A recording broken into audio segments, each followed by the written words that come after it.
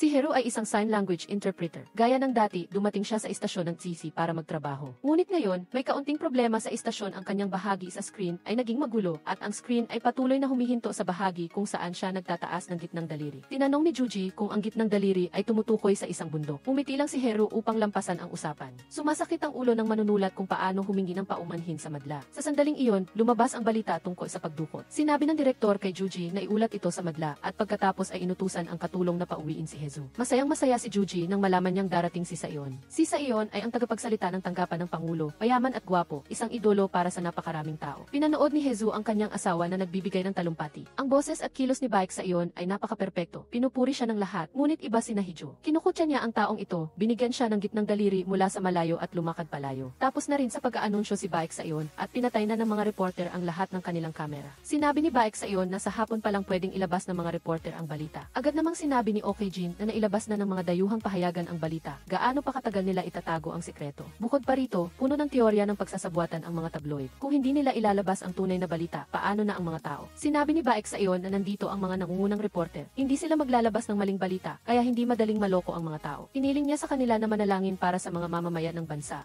Ting Tagalog, ang pamahalaang ito ay tiyak na hindi hahayaang mamatay ang Lee. Pagkaalis niya sa silid ng tagapagsalita, nakatanggap si Baek Saion ng maraming tawag at mensahe mula sa mga reporter. Gusto nilang magsalita siya tungkol sa pagdukot. Hindi pinansin ni Baek Saion ang mga mensaheng iyon. Matapos paalisin, kailangan na namang bisitahin ni Nahijo ang kanyang biyenan at sariling ina. Pinayuhan siya ni Dujin na huminto sa trabaho at maglaan ng oras para sa kanyang asawa na naghahanda para sa pagkapangulo. Pinuna niya ang selective mutism ni Nahijo na walang pagbabago. Kung totoo siyang pipi, mas maganda sana at umalis siya. Ang kanyang ina ay bumaling upang pagalitan siya na wala siyang nagawa. Kung kinuha niya ang asawa ng ibang tao, kailangan niyang alagaan siya ng maayos. Si Nahijo ay isang paon lamang sa kamay ng kanyang ina kahit na pinagalitan siya. Kahit gaano kalungkot, hindi siya lumalaban. Madilim na ang langit ngunit patuloy pa rin ang ulan. Nag-iisa si Nahijo na nagmamaneho pa uwi. Pagkaraan ng ilang sandali, nagkaroon ng problema ang kanyang sasakyan. Hindi niya alam kung kailan, ngunit may naglagay ng control device sa kanyang sasakyan. Natakot si Nahijo at pinilit niyang manyobrahin ang manibela para hindi mabangga ang ibang sasakyan. Buti na lang at nakatago siya sa isang lugar. Gusto niyang buksan ang sasakyan, ngunit hindi niya magawa. Naalala niya ang impormasyong nabasa niya kaninang umaga. Maglalagay ang mga kidnapper ng kakaibang device sa sasakyan at kontrolin nila ito ng malayuan. Biglang may isang truck na bumangga. Buti na lang at walang nangyari sa kanya. Pagkatapos ay lumapit ang kidnapper sa kanyang sasakyan. Natakot si Nahijo sa paraan ng paglapit niya. Gusto niyang tumakbo palabas, ngunit hindi niya magawa. Mabilis siyang sumakay sa sasakyan.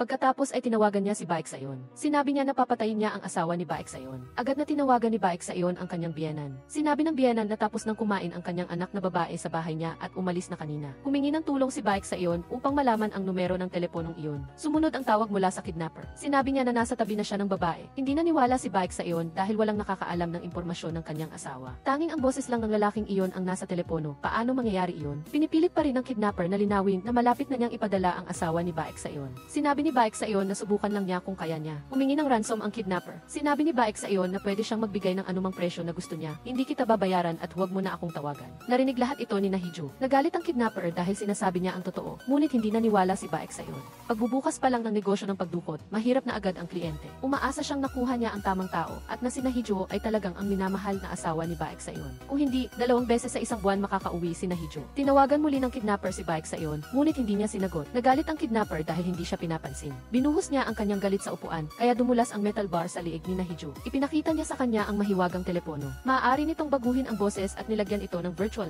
kaya mahirap matukoy ang pagkakakilanlan ng gumagamit. Matagal na siyang tumatawag bago sumagot si Baek Saion. Sinabi ni Baek Saion na gawin niya ang gusto niyang gawin at tawagan lang siya kapag itinapon na niya ang bangkay. Sumama ang loob ni Nahijo at nagmaneho siya ng mabilis. Gusto niyang makipag-away kay Baek Saion. Tinawag niya ang kidnapper upang tawagan muli si Baek Saion. Hindi inaasahan ng kidnapper na makakapagsalita siya. Dahil doon, mula sa pagiging kuneho, naging leon siya kaya natakot ang kidnapper. Ang sasakyan ay humarurot sa bilis at tumalo ng kaunti. Agad na nawalan ng malay ang kidnapper matapos bumangga sa bubong ng sasakyan. Ligtas pa rin si Nahijo, ngunit puno ng galos ang kanyang puso. Nang makita niyang lasing ang kidnapper, kinuha niya agad ang telepono nito. Si Baek Saion, sa harap ng media, ay naawa sa mga mamamayan at tiniyak ang kanilang kaligtasan, ngunit hindi siya pinansin nito. Nais pa niyang umakyat sa langit ng maaga. Tumigil na ang ulan at maagang umuwi si Baek Saion. Patuloy pa rin si Okejin na sumusunod kay Baek Saion. Inanyayahan niya si Okejin na sumakay sa kanyang sasakyan para libutin ang bayan. Habang nagpapanik si Okejin, hiniling ni Baek Saion na hanapin niya ang numerong iyon para sa kanya. Pagkatapos ng trabaho, sinipa niya ito palabas ng sasakyan. Nakita ni Baek Sayon na ligtas pa rin ang kanyang asawa sa bahay, kaya nabawasan ang kanyang pag-aalala. Tinatanong niya kung nagugutom na siya kahit kakatapos lang niyang kumain sa bahay ng kanyang ina. Galit pa rin si Hee-jo sa nangyari kanina. Ipinakita niya ang kanyang pagkadismaya, ngunit abala si Baek Sayon sa kanyang telepono. Tumawag si Park Do-jae kay Baek Sayon, kaya hindi na niya pinansin ang kanyang asawa. Sinabi ni Park Do-jae na hindi niya magagamit ang cell tower para subaybayan ang kidnapper. Kailangan niyang hintayin na tumawag muli ang kidnapper. Naisip ni Baek Sayon na masyadong matalino ang taong ito. Tumawag siya sa oras na abala siya sa pag-iisip upang gambalain siya. Ngunit para sa kaligtasan ng kanyang asawa, humingi si Baek Sayon ng numero ng bodyguard kay Park Do-jae upang protektahan ang kanyang asawa. May naalala si Baek Sayon, bukas ay mayroong party sa embahada at ang asawa ng ambasador ay bingi at pipi, kaya kailangan niya ng sign language interpreter para sa kanya. Tinanong ni Baek Sayon si Park Do-jae kung nakahanap na siya ng interpreter. Kung hindi pa, hindi na kailangan pang maghanap. Alam ng kanyang asawa ang aspetong ito, kaya dadalhin niya ito.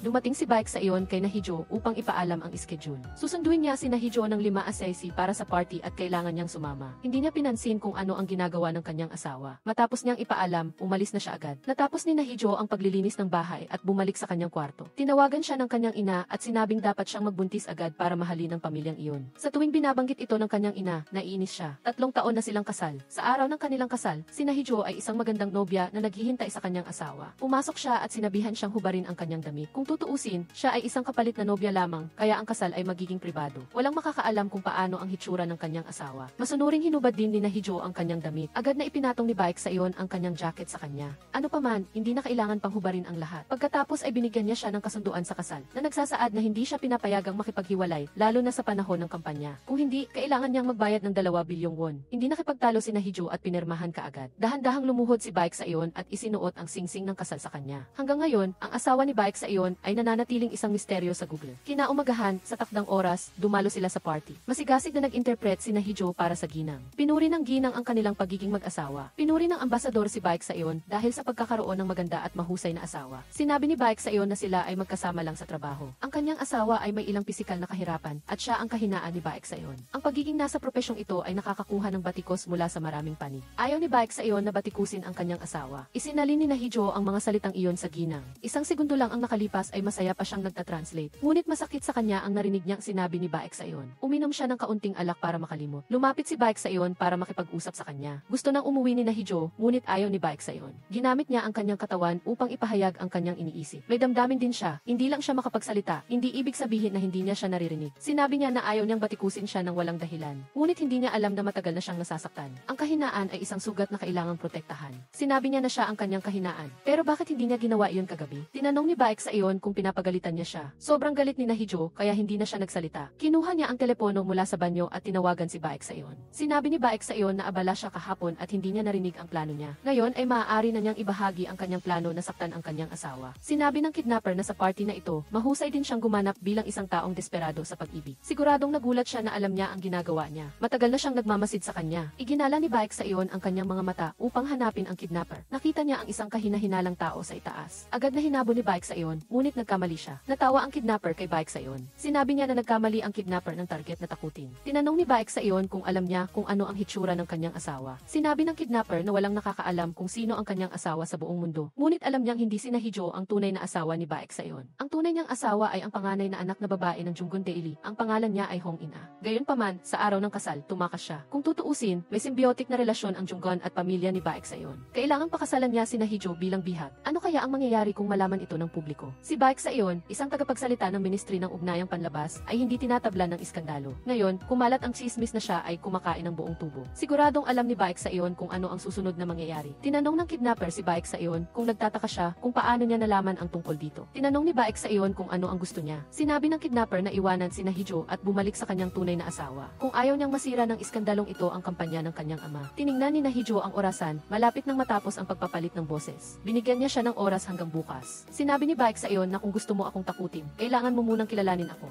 Ilang tao ang gustong makakuha ng impormasyon mula sa kanya araw-araw. Napakadali lang gawing fake news ang isang iskandalo, at kayang-kaya niyang alisin ang sinumang nangingikil. Paano niya naisip na bigyan si Baek Sayon ng ganyang ultimatum? Sinabi niya agad na hindi niya hihiwalayan ang kanyang minamahal na asawa. Huwag niyang idamay ang kanyang tao sa usaping ito. Sinabi ng kidnapper na takot ang asawa niya kahapon. Muntik na siyang mamatay sa kamay ng kidnapper. Tinanong ni Baek Sayon, natakot na siya, tapos ipinaliwanag ni Hee-jo ang kanyang sitwasyon noon. Muntik na siyang mamatay at tumaob pa ang sasakyan. Pinayuhan ni Baek Sayon ang kidnapper na lumayo ng kaunti kaunti, huwag kang magpapakita sa akin. Natapos ang 1-0 minuto ng pagbabago ng boses. Buti na lang at nakapatay siya ng telepono sa oras. Lumabas si Nahijo at nakita si Baek Sayon. Habang hindi siya nakatingin, palihim siyang lumayas. Hindi pa nakakalayo ay nahuli na siya ni Baek Sayon. Hinila siya ni Baek Sayon sa isang silid. Tinanong niya kung nagka-aksidente ba siya kagabi. Tumango si Nahijo. Tinanong niya kung nakita niya ang mukha ng lalaki. Nakita lang niya ang mga mata nito. Ngayon lang napansin ni Baek Sayon ang mga pulang marka sa kanyang asawa. Nagalit siya nang makitang nasugatan ang kanyang minamahal na asawa. Tinanong niya kung bakit hindi niya sinabi sa kanya ang nangyari kagabi. Naisip ni Nahijo na pinapapatay pa siya ni Baek Sayon noong gabing iyon. Sinabi ni Baek Sayon na mula ngayon ay may kasama na siyang bodyguard. Hindi rin niya nakalimutang sabihin sa kanya na magpa-check up. Nagulat si Nahijo dahil muntik na siyang mahuli. Pagdating niya sa bahay, binuksan niya ang recording at pinakinggan.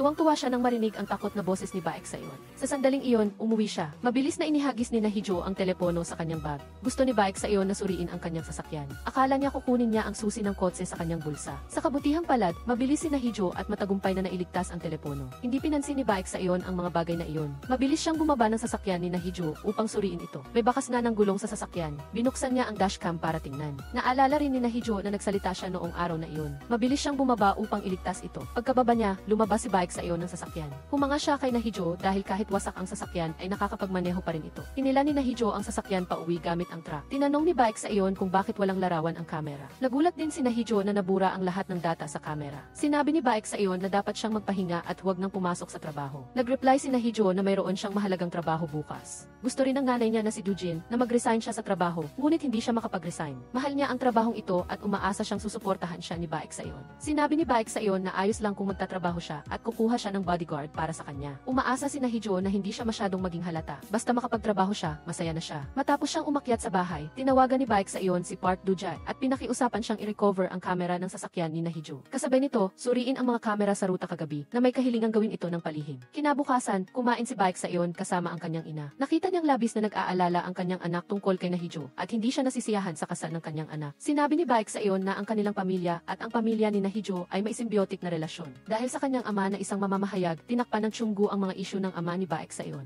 Para lang umangat ang kanyang ama sa pagkapangulo, kailangang pakasalan ng kanilang pamilya ang anak na babae ng Chunggu. Normal lang na mag-alala siya para sa kanyang asawa. Matapos kumain kasama ang kanyang ina, pumunta si Baek Sayon kay Park Dujay upang suriin ang mga kamera sa daan. Walang kakaiba. Sinabi ni Park Dujay na hindi niya kayang i-recover ang data. Puro impormasyon lang na ayaw niyang marinig. Nag-text ang bodyguard kay Baek Sayon na tapos na si Nahijo. Pinakiusapan niya ang bodyguard na dalhin agad siya pauwi. Nagbabalak palang dalhin ng bodyguard si Nahijo pauwi nang magkaroon ng gulo sa harap. Kailangan niyang tulungan sila. Nang matapos niyang tumulong, napagtanto niyang nagkamali siya si Nahijo ang kailangan protektahan. Agad na hinanap ng bodyguard si Nahijo. Nag-text siya kay Baek Sayon na nawala na niya si Nahijo. Hindi na ito mas lalo pang nakakakilabot para kay Baek Sayon. Hiniling niya sa bodyguard na hanapin agad ang kanyang asawa at kung kinakailangan, humingi ng tulong sa korte. Habang abala ang lahat sa paghahanap kay Nahijo, masaya siyang nakikipag-usap sa isang matandang kaibigan. Ipinadala ng bodyguard kay Baek Sayon ang eksena ng dalawang nagtatawanan at nag-uusap. Mahusay ang dating kaklase ni Nahijo sa sign language. Ang pangalan niya ay Ji Sang-woo. Dumating siya dito ngayon bilang testigo. Hindi niya inaasahan na makikita niya si Nahijo. Sinabi ni Ji Sang-woo na sa susunod na linggo ay magtatrabaho siya sa istasyon niya. Tinanggap niya ang isang programa doon. Humingi si Ji Sang-woo ng numero ni Nahijo. Sinabi niya na tatawagan niya ito kapag dumating siya sa istasyon para sunduin siya. Matapos ibigay ang numero kay Ji Sang-woo, agad siyang umuwi. Pagdating niya, nag-text ang kanyang ina na naghihintay siya na buksan niya ang pinto. Pinagsabihan siya ng kanyang ina na hindi niya inaasikaso ang kanyang hitsura. Kailan pa kaya magkakaroon siya ng apo?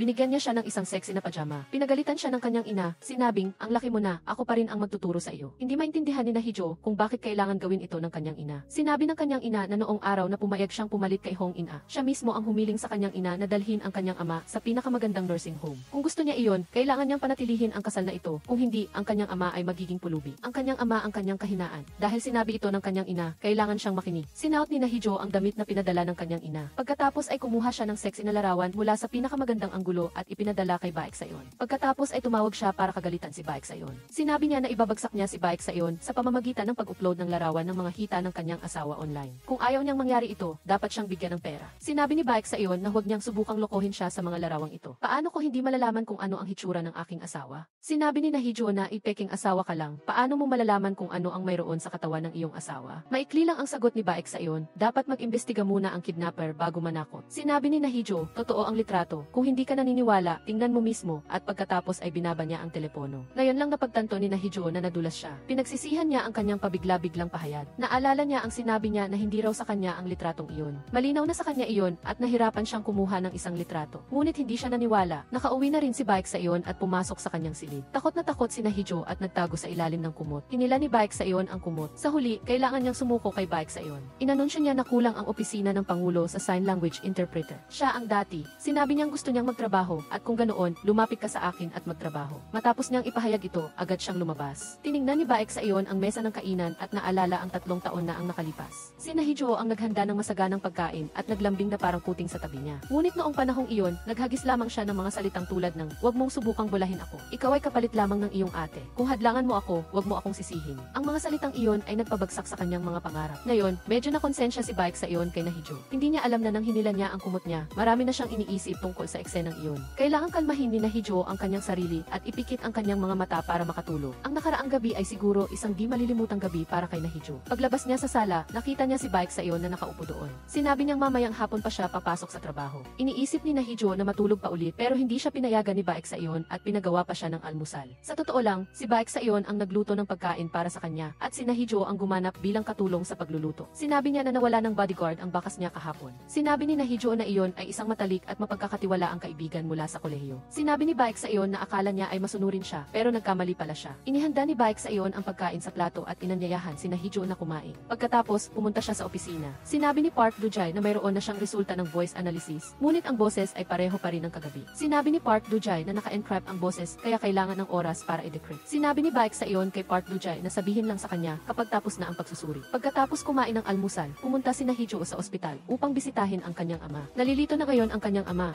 Naalala lamang niya ang kanyang kabataan noong nagtatrabaho pa siya sa nightclub. Inayos ni Nahijo ang damit ng kanyang ama at pagkatapos ay inilabas siya para maglakad. Balak niyang umupo sa bangko para magpahinga ng hawakan ng kanyang ama ang kanyang kamay. Akala niya ay ang kanyang asawa ito at pinakiusapan siyang huwag umalis. Sinabi ni Nahijo, dapat ay ginawa mo iyon sa nanay ko noon pa o kaya man lang ay isinama mo ako. Sinabi ng kanyang ama na ang pangarap ng kanyang anak na babae ay maging isang editor, kaya hinayaan niya ang kanyang dating asawa na palakihin si Nahijo para maging matagumpay. Sa wakas ay naintindihan din ni Nahijo kung bakit hindi siya nakasama ng kanyang ama. Umiyak siya at ibinuhos ang lahat ng kanyang kalungkutan. Mula nang maging si Nahijo siya, wala na siyang araw na nabuhay ng payapa. Kailangan niyang magkunwaring pipi at mamuhay sa ilalim ng anino ni Hong Ina. Hindi na niya maalala kung sino siya. Matagal nang madilim, naghahanap si Baek sa iyo ng payo kay Okejin. Sinabi niya na mayroong kumuha ng litrato ng kanyang asawa at ipinadala sa kanya. Ano ang ibig sabihin nito? Sinabi ni Okejin na eksaktong nangangahulugan iyon ng pagtataksil. Naalala ni Baek sa iyon ang video na ipinakita sa kanya ni Park Dujay, kung saan may isang lalaki na umakyat sa sasakyan ng kanyang asawa ng napakakaswal. Mataas ang posibilidad ng pagtataksil. Eksaktong 1-0 iyak. Tinawagan ng kidnapper si Baek sa iyon. Sinabi niya na tumawag muli sa loob ng 5 minuto. Walang nagawa si Nahijo. Naghintay siya ng eksaktong 5 minuto bago tawagan muli si Baek sa iyon. Pagkasagot niya, nawalan na naman siya ng kontrol. Tinawagan niya muli si Baek sa iyon, ngunit hindi niya masagot. Pagdating niya sa bahay, hindi rin niya ito nakita. Naghintay si Nahijo kay Baek sa iyon hanggang umaga, ngunit hindi pa rin siya umuwi. Binuksan niya ang balita at narinig na nagkaroon ng sunog sa opisina ng kanyang asawa. Bago sunugin, tumawag ng maraming beses ang lalaki para manakot. Inilabas ng issue ang recording ng kidnapper sa telebisyon. Hindi maintindihan ni Nahijo kung kailan niya nagawa iyon. Habang nag-aalala, dumating si Baek sa iyon, puno ng sugat at dumi. Binuhat niya si Nahijo at pinaupo sa mesa para tanungin. Sinabi ni Baek sa iyon na ang lahat ng nangyayari kamakailan ay napakawalang katwiran. Walang Nahijo na hindi niya kilala. Gusto niyang i-verify kung siya ba talaga si Nahijo. Inihagis niya si Nahijo sa kama at humingi ng pahintulot na suriin siya. Tinanong ni Nahijo kung nasugatan ba siya. Sinabi ni Baek sa iyon na may isang baliw na nagtanim ng bomba sa kanyang pinagtatrabahuhan.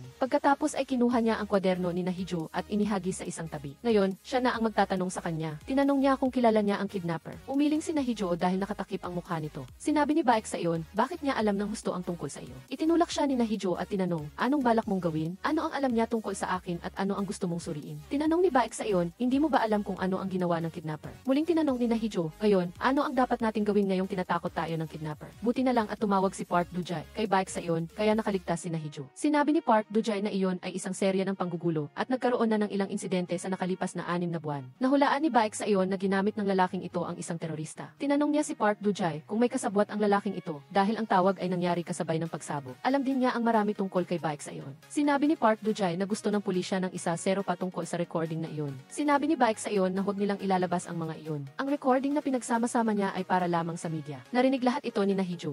Nilinis niya ang mga nabasag na salamin. Paglabas ni Baek sa iyon ng silid, tinawag niya si Nahijo at hiniling ang kanyang telepono. Gusto niyang suriin kung sinusubaybayan ito. Habang kinukuha niya ang telepono, nagrereklamo si Baek sa iyon. Habang pinupulot ang mga salamin, sinasabing napakapabayaan niya. Naisip ni Nahijo kung sinusuri niya ang telepono dahil sa litratong iyon. Agad siyang bumalik sa silid upang hanapin ang kanyang pangalawang telepono at burahin ang larawan. Dinala ni Baek sa iyon ang telepono ng kanyang asawa sa trabaho. Nakita niya sa listahan ng mga kaibigan ang pangalan ni Ji Sang-woo at kinlik ito upang tingnan. Sa mga mensahe, may larawan ni Nahijo noong kolehiyo. Noong panahong iyon, nagboluntaryo siya sa Nuji Dream Village. Bukod doon, wala nang iba pang kahinahinala. Sa istasyon ng DC, plano nilang maglunsad ng bagong programa. Ang paksa ng programang iyon ay tungkol sa investigasyon ng krimen. Si Ji Sang-woo ang gumawa ng programang iyon. Ang mga direktor at manunulat ay nagmamadali sa kanya na mabilis na maghanap ng kaso upang ipalabas sa channel. Sinabi ni Ji Sang-woo na lumaki siya sa Nuji Dream Village. Malapit doon ay mayroong isang malaking mansyon. Bilang isang bata na mahilig maglaro at may mataas na pag-usisa, pumasok si Ji Sang-woo sa mansyon ng mag-isa at nakilala niya ang isang batang lalaki na kasing edad niya. Naglaro sila ng magkasama sa loob ng ilang panahon. Hanggang isang araw ay nasaksihan ni Ji Sang-woo ang isang nakakatakot na bagay. Lahat ng nasa silid ay curious tungkol sa resulta. Ngunit ang tunog ng telepono ni Ji Sang-woo ay sumira sa kapaligiran. Hindi na siya nagpatuloy sa pagkukwento at sinabing tapos na ang oras ng pulong. At naghahanap din si Baek sa iyon ng impormasyon tungkol sa Nuji Orphanage. Pagtingin niya sa telepono, nakita niya na inimbitahan ni Ji Sang-woo ang kanyang asawa para kumain. Biglang tinawagan ni Park Do-jae si Baek sa iyon at nagbigay ng ilang impormasyon. Ang pampasabog noong araw na iyon ay isang uri ng likidong pampasabog, ngunit may mataas na bisa. Buti na lang at nailigtas ito ng mga matatanda, kaya hindi pa ganap na sumabog ang pampasabog. Tinanong ni Baek sa iyon kung ano ang tungkol sa pagbabago ng boses. Sinabi ni Park Do-jae na kasisimula pa lang ng ika-negatibo 21 siglo, kaya kailangan pa ng kaunting oras. Nakatanggap si Baek sa iyon ng mensahe mula kay Juji. Isa pa ring pagbati sa pagitan ng mga pagpupulong sa araw. Naalala ni Baek sa iyon na inimbitahan ni Ji Sang-woo ang kanyang asawa para kumain. Agad na inimbitahan ni Baek sa iyon si Juji sa restaurant na iyon. Sa isang magarbong restaurant, sabay na kumakain sina Ji Sang-woo at Nahijo. Nang makita sila ni Juji, lumapit siya para bumati. Naghintay si Juji ng ilang sandali bago dumating si Baek sa iyon.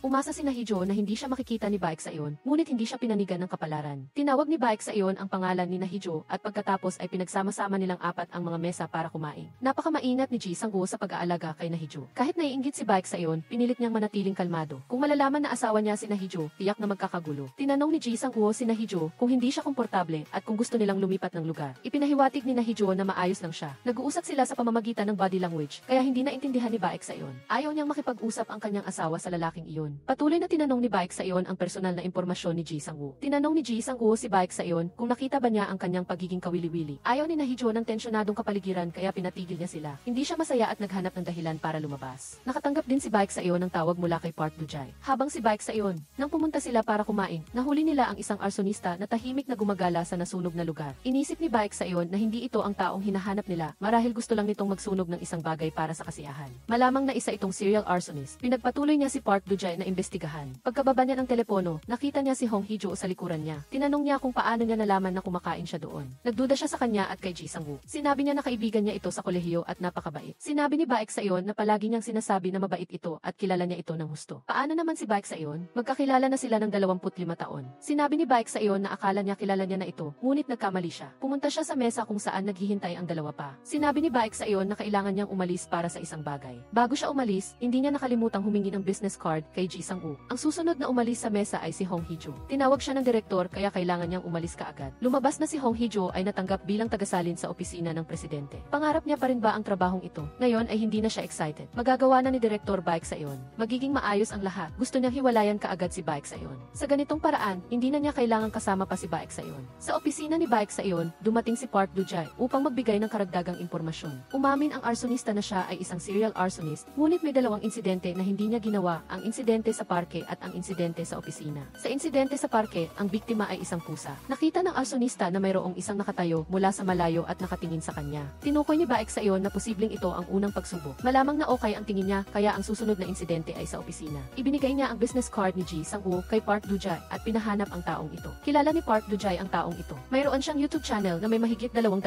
subscribers. Sinabi ni Park Do-jae na ang channel ay pangunahing tungkol sa psikolohiya ng kriminal. Madalas din siyang magbahagi ng mga larawan ng kanyang pag-ihebisyon ehersisyo. May matipunong katawan, malapad na balikat, mayaman at matalino kaya mahal na mahal siya ng mga babae. Sinabi ni Baek sa iyon na hindi lang mga babae, kundi pati si Park Do-jae ay mukhang lubos na nagpapahalaga kay Ji Sang-woo. Tinanong ni Park Do-jae kung paano niya imbestigahan ang taong ito. Mayroon bang anumang kahinahinala? Nakakita si Baek sa iyon ng maraming kahina-hinalang bagay tungkol sa taong ito. Kaya pinapahanap niya kay Park Do-jae ang talaangkanan ng pamilya ni Ji Sang-woo. Matapos makinig sa konsultasyon sa diborsyo ng direktor, nararamdaman pa rin ni Hong Hee-jo ang pananakit ng ulo. Gusto pa rin ng direktor na gawin niya ang trabahong ito. Sinabi ng direktor na mahirap makahanap ng trabaho ngayon. Pagkatapos ng diborsyo, kung wala kang pera, matutulog ka lang sa kanal. Gawin mo na lang ang trabaho dito at mas madali na lang maghanap ng trabaho pagkatapos dahil may karanasan ka sa opisina ng presidente. Binuksan ng gwardiya ang pinto at ibinalik ang sasakyan kay Hong Hee-jo. Pagkaupo niya, muling kinontrol ang sasakyan. Nagplay ang radyo ng kantang hiniling ng 4-6. Yugyug ng ilang sandali ang sasakyan at sa wakas ay bumalik sa normal. Nagmadali si Hong Hee-jo pauwi para hanapin ang kanyang ekstrang telepono. Naisip niya na marahil alam ng taong iyon na hawak niya ang telepono nito. Sa sandaling iyon, kakauwi lang din ni Baek sa iyon. Ibinalik niya ang telepono sa kanya at sinabing maayos pa rin ang telepono niya. Gusto niyang pumunta sa convenience store para bumili ng merienda. Agad na pumunta si Baek sa iyon para bilhin iyon para sa kanyang asawa.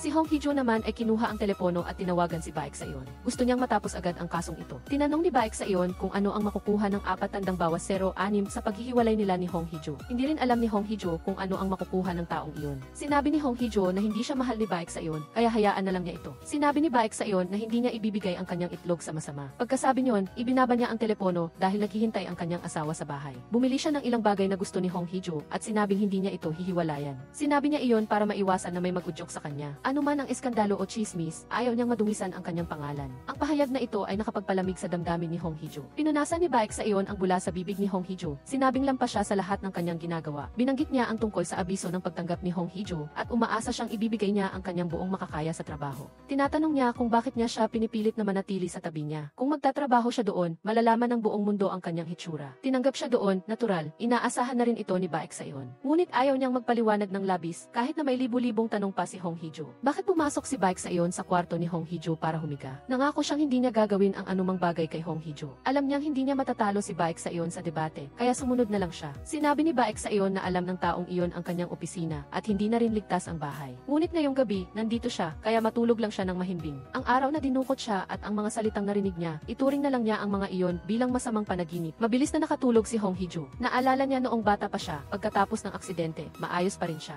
Ikinalungkot ito ng kanyang ina. Bakit siya walang nangyari samantalang malubhang nasugatan ang anak ng kanyang ama-amahan? Ang anak na babae ay bingi at ang anak na lalaki ay kumakain ng berdeng saging. Ang katotohanang walang nangyari kay Hong Hee-jo ay ikagagalit ng presidente. Mag-iimpake sila ng kanyang ina at aalis. May naisip ang kanyang ina. Hiniling niya na huwag siyang magsalita ng kahit ano. Ipagpalagay na siya ay nabigla at napipi. Hindi lahat ng buhay ay pantay-pantay. Bata pa si Hong Hee-jo, kaya hindi niya naintindihan ang ibig sabihin ng kanyang ina. Ang sandaling iyon ay bumabagabag pa rin sa kanya hanggang ngayon. Sa nursing home, dahil sa kapabayaan ng nurse, muling lumitaw ang kidnapper at inilabas ang ama ni Hong Hee-jo para maglakad. Nakatanggap si Hong Hee-jo ng tawag mula sa kanyang ama, ngunit ang nasa kabilang linya ay ang kidnapper. Tinatanong niya kung nagustuhan ba niya ang paggamit ng kanyang telepono. Ginamit niya ang telepono nito para takutin si Baek sa iyon. Ano ang hinihingi niya kay Baek sa iyon? Ibahagi mo sa akin, kung hindi, kukunin ko agad ang telepono. Sinabi niyang gusto niyang maghiwalay. Tuwang-tuwa ang kidnapper dahil pareho sila ng layunin. Pagkatapos ay ipinakita niya sa kanya ang 4 na bagong bunot ng ngipin at sinabing patuloy niyang hawakan ang telepono at tulungan silang makamit ang kanilang layunin. Tutal, kasama na rin naman siya sa gulo. Dali-daling tumakbo si Hong Hee-jo sa nursing home at buti na lang at maayos ang kanyang ama. Hindi rin sa kanyang ama ang mga ngipin. Nagising ang ama ni Hong Hee-jo at bumulong na tinatawag ang kidnapper na kanyang ate. Natakot si Hong Hee-jo, ngunit hindi siya naglakas loob na magsalita. Ibinalik ng pulisya si Hong Hee-jo.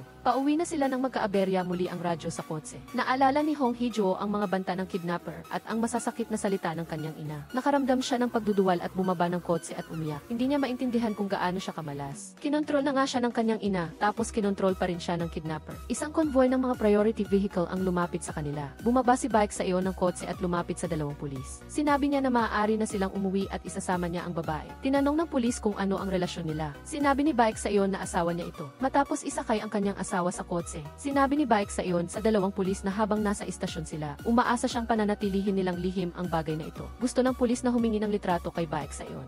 Sinabi niya na kung tutuparin ng pulis ang kanyang pangako, makakakuha siya ng maraming larawan hanggat gusto niya. Pagkatapos ay bumalik si Baek Sa-eun sa kotse. Sinabi niya kay Hong Hee-jo na may numero ng telepono niya ang nurse sa institusyon. Galit na galit si Baek Sa-eun nang subukan ng taong iyon na puntiryahin ang kanyang pasyente. Sinabi niyang ililipat niya ang kanyang ama sa ibang institusyon. Simula ngayon, si Baek Sa-eun na ang bahala sa ama ni Hong Hee-jo. Umiyak si Hong Hee-jo nang marinig niya iyon. Napansin ni Baek Sa-eun na nakakagawa ng tunog ang kanyang asawa. Agad na natahimik si Hong Hee-jo. Inabutan siya ni Baek Sa-eun ng panyo at sinabing umiyak lang siya hanggat gusto niya. Niyakap ni Hong Hee-jo ng malakas at lahat ng kanyang sama ng loob ay napawi. Nang gabing iyon, pumunta si Nayeori sa kanyang paboritong kainan para kumain. Kumakain din doon si Ji Sang-woo. Lumapit si Nayeori sa kanya. Tinanong niya kung si Hong Hee-jo ba ang lihim niyang gusto. Parang tinamaan si Ji Sang-woo at nabuga ang kanyang kinakain. Si Nayeori. Sinabi ni Nayeori na ang pag-ibig na walang pag-asa ay hindi naiiba sa pagiging tagahanga ng isang idolo. Tinanong ni Ji Sang-woo si Nayeori kung ganoon ba siya ka-fan ni Baek Sa-eun. Sinabi ni Nayeori na dati ay hindi niya gusto si Baek Sa-eun. Sa halip ay takot siya dito. Dati, si Baek Sa-eun ay isang medyo sikat na editor sa istasyon. Noong baguhan pa lang siya, kinulit siya ni Baek Sa-eun. Sa kanyang unang araw sa trabaho, nakilala niya ang mahigpit na si Baek Sa-eun. Umiyak si Nayeori sa banyo ng isang oras. Nang kumalma na siya ng kaunti, sinabi ni Baek Sa-eun na magsimula siyang magtrabaho ng dalawadi. Gusto ni Baek Sa-eun na suriin ng mabuti ang kanyang script bago ito ipalabas. Kailangan niyang maaga para sa balita sa umaga upang hindi maging maga ang kanyang mukha. Mukhang mamunabasa ang kanyang mukha noon. Simula noon, nagustuhan ni Nayeori si Baek Sa-eun. Ngunit hindi ito nagtagal, naging tagapagsalita si Baek Sa-eun. Bukod pa rito, nagpakasal pa siya. Tinanong ni Ji Sang-woo kung sino ang asawa niya. Binulungan ni Nayeori si Ji Sang-woo na ang pamilya ni Baek Sa-eun ay mga matataas na opisyal sa loob ng 3 henerasyon, kaya siguradong may posisyon din ang pamilya ng asawa niya. Siya ang panganay na anak na babae ng Central Gon Daily. Ang idolo na nabanggit lang ni Nayeori ay dinala ang kanyang asawa sa hotel. Pagkatapos maghilamos ang kanyang asawa, tinawag siya ni Baek Sa-eun para mag-usap. Sinabi niya na ang taong iyon ay pinuntirya ang kanyang pamilya. Hindi pa humingi ng investigasyon si Baek Sa-eun sa pulisya. Pagkatapos ay direktang tumingin siya kay Hong Hee-jo. Sinabi niya na kung siya ang biktima, iimbestigahan siya agad ng pulisya. Kaya, bago mangyari iyon, sabihin niya sa kanya ang lahat ng kanyang tinatago. Sinabi ni Baek Sa-eun na maaari niya siyang pilitin hanggang sa magsalita siya, ngunit hindi niya gagawin iyon. Hindi sila sapat na malapit para manghimasok sa buhay ng bawat isa. Pagkatapos, nagdala siya ng masarap na pagkain para sa kanya. Sinabi niyang kainin niya lahat at bumaba. Naghihintay ang mga magulang niya. Unang bababa si Baek Sa-eun. Gusto ring bumaba ni Hong Hee-jo, ngunit pinigilan siya ni Baek Sa-eun. Sinabi niyang hindi pa siya stable pagkatapos ng shock. Kung bababa siya ngayon, magiging tensyonado ang sitwasyon. Nang makita si Baek Sa-eun na mag-isa, hiniling ng kanyang ama na tawagan niya kaagad ang kanyang asawa. Sinabi ni Baek Sa-eun na hindi ito maayos at mayroon lang siyang isang oras. Wala siyang magawa. Dumiretso siya sa punto na kailangan nila ng ilang palabas sa sining para sa kampanya. Sinabi ni Baek Uiyong na darating ang kanyang anak kapag magre-record. Ibinaba ni Baek Sa-eun ang kanyang kutsilyo na nagpapahiwatig ng kanyang kawalan ng magawa. Sa sandaling iyon, kakababa lang din ni Hong Hee-jo. Sinabi ng ama ni Baek Sa-eun na ipinagmamalaki ng mga tao ang lahat ng uri ng bagay kapag nagkakampanya, ngunit siya ay mayroon lang siya. Pagkatapos ay lumingon siya at tinanong ang tungkol sa kinaroroonan ng kapatid ni Hong Hee-jo.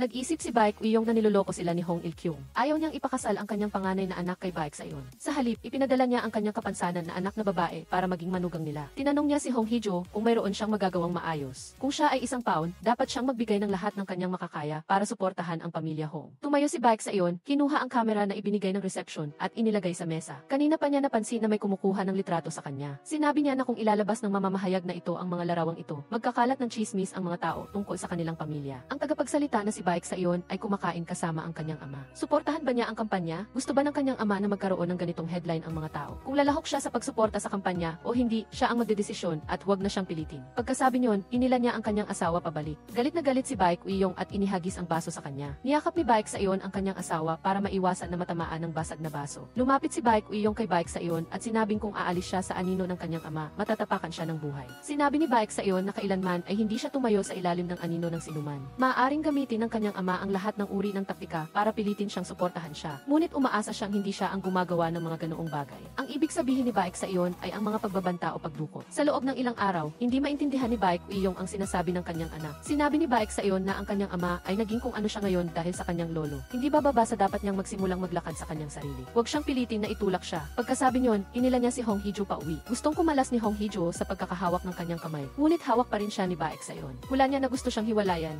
Inalinhan niya ang kanyang kapatid para pakasalan si Baek Sa-eun at napipipa. Dahil dito, hindi niya kayang ipagtanggol ang kanyang sarili kapag nagsasalita ng walang kapararakan ang pamilya ng kanyang asawa. Inalin ni Baek Sa-eun si Hong Hee-jo na huwag pansinin ang mga sinabi kanina. Pagka-uwi niya, tumawag si Park Do-jae. Ang resulta ng pagsusuri sa ngipin at dugo na nakuha sa nursing home ay galing sa hayop. Bumalik si Hong Hee-jo sa kanyang kwarto at inilagay ang pangalawang telepono sa mesa. Naalala niya ang mga nangyari ngayong araw na nagpasakit ng kanyang ulo. Ayaw na niyang patuloy na takutin si Baek Sa-eun. Binalot niya ang telepono at balak itapon. Nag-alok si Baek Saeon na tumulong ngunit tumanggi siya. Sa sandaling iyon, nakatanggap si Hong Hee-jo ng tawag. Tumawag ang direktor para suportahan siya para sa paparating na panayam. Pagkatapos ng tawag, pumasok na rin si Baek Saeon sa kanyang kwarto. Sinabi niyang sigurado siyang papasa siya, kaya huwag siyang mag-alala. Tinanong niya kung ano ang mapapala niya sa paggawa nito, na kung malalaman ng parehong pamilya na magkasama sila ay tapos na siya. Sinabi ni Baek Saeon sa kanya na huwag nang magpanggap na mabait na anak. Ito ang pagkakataon niya para magkaroon ng pangalan at imahe. Hayaan lang silang magsalita, may magproprotekta sa kanya. Pagkadating pa lang niya sa opisina, tinawag ni Baek Saeon si Park Do-jae para kausapin. Sinabi ni Park Do-jae na kung susuriin ang sound waves at spectrum analysis, mahuhulaan ang kasarian ng 406. Hindi interesado si Baek Saeon sa kasarian.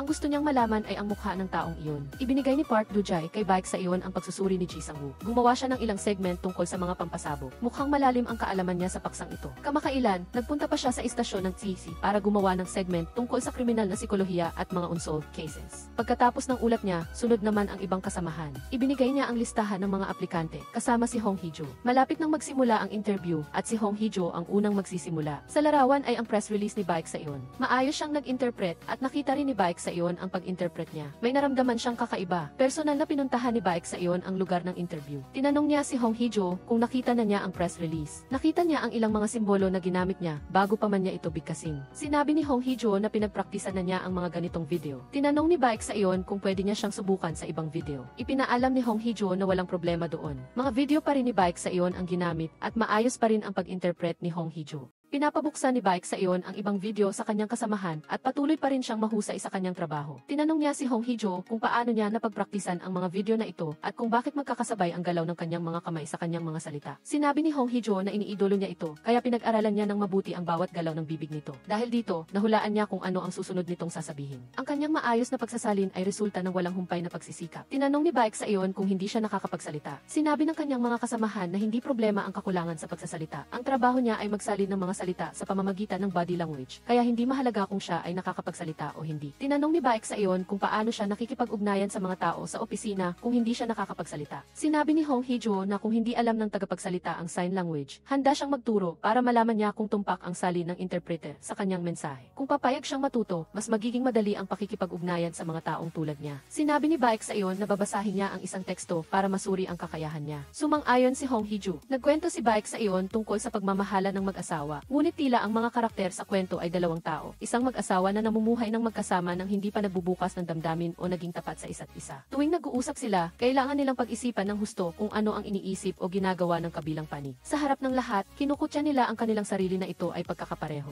Pagkatapos niyang sabihin iyon, umalis kaagad si Baek Saeon. Pagkatapos ng interview, inalo ni Hong Hee-jo ang sarili na mahusay ang kanyang ginawa. Paglabas niya ng sasakyan, natanggap niya ang lokasyon ng bagong nursing home ng kanyang ama. Dala niya ang paboritong pinatuyong persimo ng kanyang ama. Napabulong si Hong Hee-jo, ang laki at ganda ng bagong kwarto ni tatay. Hinawakan niya ang kamay ng kanyang ama at humingi ng tawad sa nangyari kahapon. Sinabi niya na hindi na maulit ang nangyari. Biglang napansin niya ang napakagandang personal na gamit. Inulit ng kanyang ama ang sinabi ni Baek Saeon, "Poprotektahan kita," at si Hong Hee-jo. Tinanong niya ang kanyang ama kung nakapunta na si Baek Saeon dito, at pagkatapos ay tumingin sa paa ng kanyang ama. Nakalabas na ang kalahati ng medyas niya. Lumapit siya para ayusin ito. Sinabi niya, ang init at ang lamig. Hindi niya maintindihan si Baek Saeon. Akala niya ay kilala na niya ito ng lubusan, pero pala ay wala siyang alam. Noon, ibinigay ng kasamahan kay Baek Saeon ang ulat ng interview. Tinanong niya si Baek Saeon kung nasiyahan ba siya kay Hong Hee-jo. Nakita ng lahat na marami siyang tinanong kay Hong Hee-jo, at maganda rin ang mga sagot niya, kaya nagpustahan sila kung pipiliin niya ito. Alam niyang nadulas siya, kaya pinuri ng kasamahan si Hong Hee-jo. Sinabi niyang gusto niya si Hong Hee-jo, na marami siyang sinikap. Gusto rin siya ni Baek Saeon. Sa pagtingin sa pangalan niya sa pisara, naalala ni Baek Saeon ang kanyang pagkabata. Nagdaos ang dalawang pamilya ng isang intimate dinner. Hindi niya gusto ang mga pagkaing iyon, kaya tumakbo si Baek Saeon sa itaas. Dinala ni Shim Kyujin ang isang plato ng pagkain. Sinabing bastos ang ginawa niya. Gusto raw ng anak niya ng isda. Kinuha ni Baek Saeon ang isang piraso ng isda at isinubo. Sakalang umalis si Shim Kyujin. Kaagad namang iniluwa ni Baek Saeon ang piraso ng isda. Muling tumingin si Baek Saeon at bigla niyang nakita si Hong Hee-jo na pinapagalitan ng kanyang ina. Ayaw ng ina na kumain ang kanyang anak na parang tigre. Sinabihan niya si Hong Hee-jo na matuto sa kanyang kapatid. Nang walang nakapansin, kinuha ni Hong Hee-jo ang plato ng pagkain at kinain ito ng mabilis. Agad siyang hinila ni Baek Saeon sa ibang lugar. Nagpalitan sila ng plato ng pagkain. Masayang kinain ni Hong Hee-jo ang masarap na pagkain. Tinanong ni Baek Saeon kung ano ang pangalan niya. Isinulat ni Hong Hee-jo ang kanyang pangalan sa braso ni Baek Saeon. Ang alaala ng taong iyon ay hindi malilimutan ni Baek Saeon. Nakatanggap siya ng mensahe ng pasasalamat mula kay Hong Hee-jo. Nagpapasalamat siya kay Baek Saeon sa paglilipat ng kanyang ama sa ibang ospital. Tuwang-tuwa si Hong Hee-jo nang makita niya niyang nabasa na ni Baek Saeon ang mensahe. Biglang nagpadala si Hong In-a ng abiso mula sa kanyang kapatid. Sa pagtingin sa larawan, alam agad ni Hong Hee-jo na nakauwi na ang kanyang kapatid. Noong araw ng kasal, isinuot ni Baek Saeon ang singsing sa kanya. Pinagbilinan niya itong ingatan hanggang sa bumalik ang may-ari. Dali-dali niyang hinalughog ang basurahan para hanapin ang telepono. Nagpasya siyang tawagan si Baek Saeon. Sasabihin niya dito ang dahilan kung bakit niya pinaghihiwalay si Hong Hee-jo at si Baek Saeon. Si Hong In-a ang tunay na gusto ng pamilya ni Baek Saeon. Si Hong Hee-jo ay isang pamalit lamang. Ngayong nakabalik na si Hong In-a, dapat na siyang iwanan ni Baek Saeon bago pa lumala ang lahat. Sinabi ni Baek Saeon na walang alam si 406.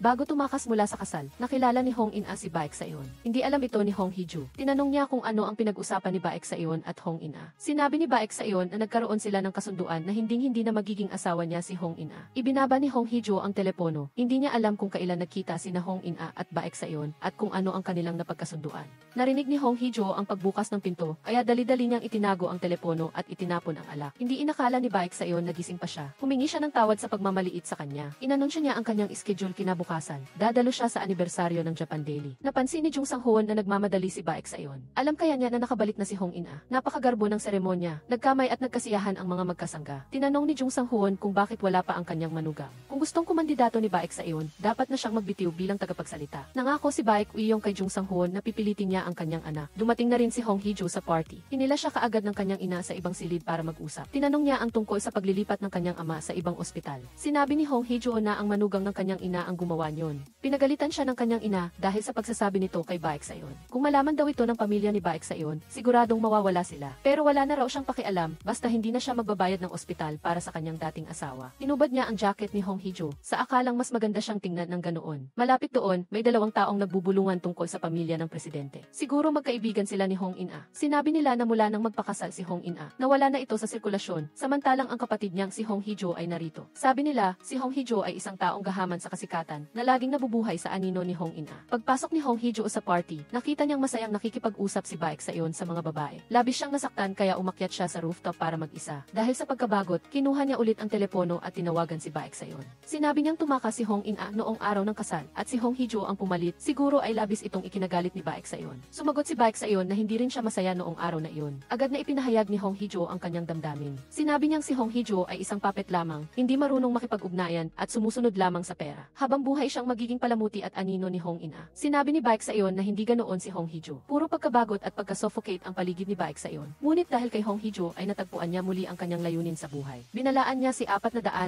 na huwag siraan ang kanyang asawa. Bumukas ang elevator sa rooftop. Paglingon ni Hong Hee-jo, nakita niya si Baek Saeon. Alam na niya na nakakapagsalita ang kanyang asawa mula pa noong araw na naaksidente ang kanyang ama. Noong araw na iyon, tinupad niya ang kanyang pangako na magpakuha ng litrato kasama ang pulis. Tinanong ng dalawang pulis kung maayos na si Hong Hee-jo. Noong nasa sasakyan, labis siyang sumisigaw. Hindi makapaniwala si Baek Saeon sa kanyang narinig. Sumigaw nga ba si Hong Hee-jo? Tiningnan niya ang kamera sa sasakyan ng pulis. Maraming sinabi si Hong Hee-jo. Nagmamakaawa siya sa dalawa na pababain siya. Noong nasa elevator, naalala pa rin niya ang pagmamakaawa ng kanyang asawa na pababain siya. Pagkalabas niya ng elevator, nakita niyang pinapagalitan ng kanyang biyenan ang kanyang asawa. Nagulat ang kanyang biyenan nang makita siya doon. Magalang niyang inialok ang kanyang kamay upang papasukin ang kanyang biyenan sa party. Tinanong niya kung bakit ayaw magsalita ni Hong Hee-jo. Sinabi ng kanyang biyenan na na-shock si Hong Hee-jo pagkatapos ng aksidente at mula noon ay hindi na siya nakapagsalita. Sinabi ni Baek Saeon, ang selective mutism ay ayon sa kanya. Sa loob ng 25 taon, hindi ba siya napagod? Sinabi ng kanyang biyenan na ginawa ito ni Hong Hee-jo dahil sa guilt. Na-curious si Baek Saeon sa dahilan. Sinabi ng kanyang biyenan na si Hong Hee-jo lang ang maayos sa aksidenteng iyon.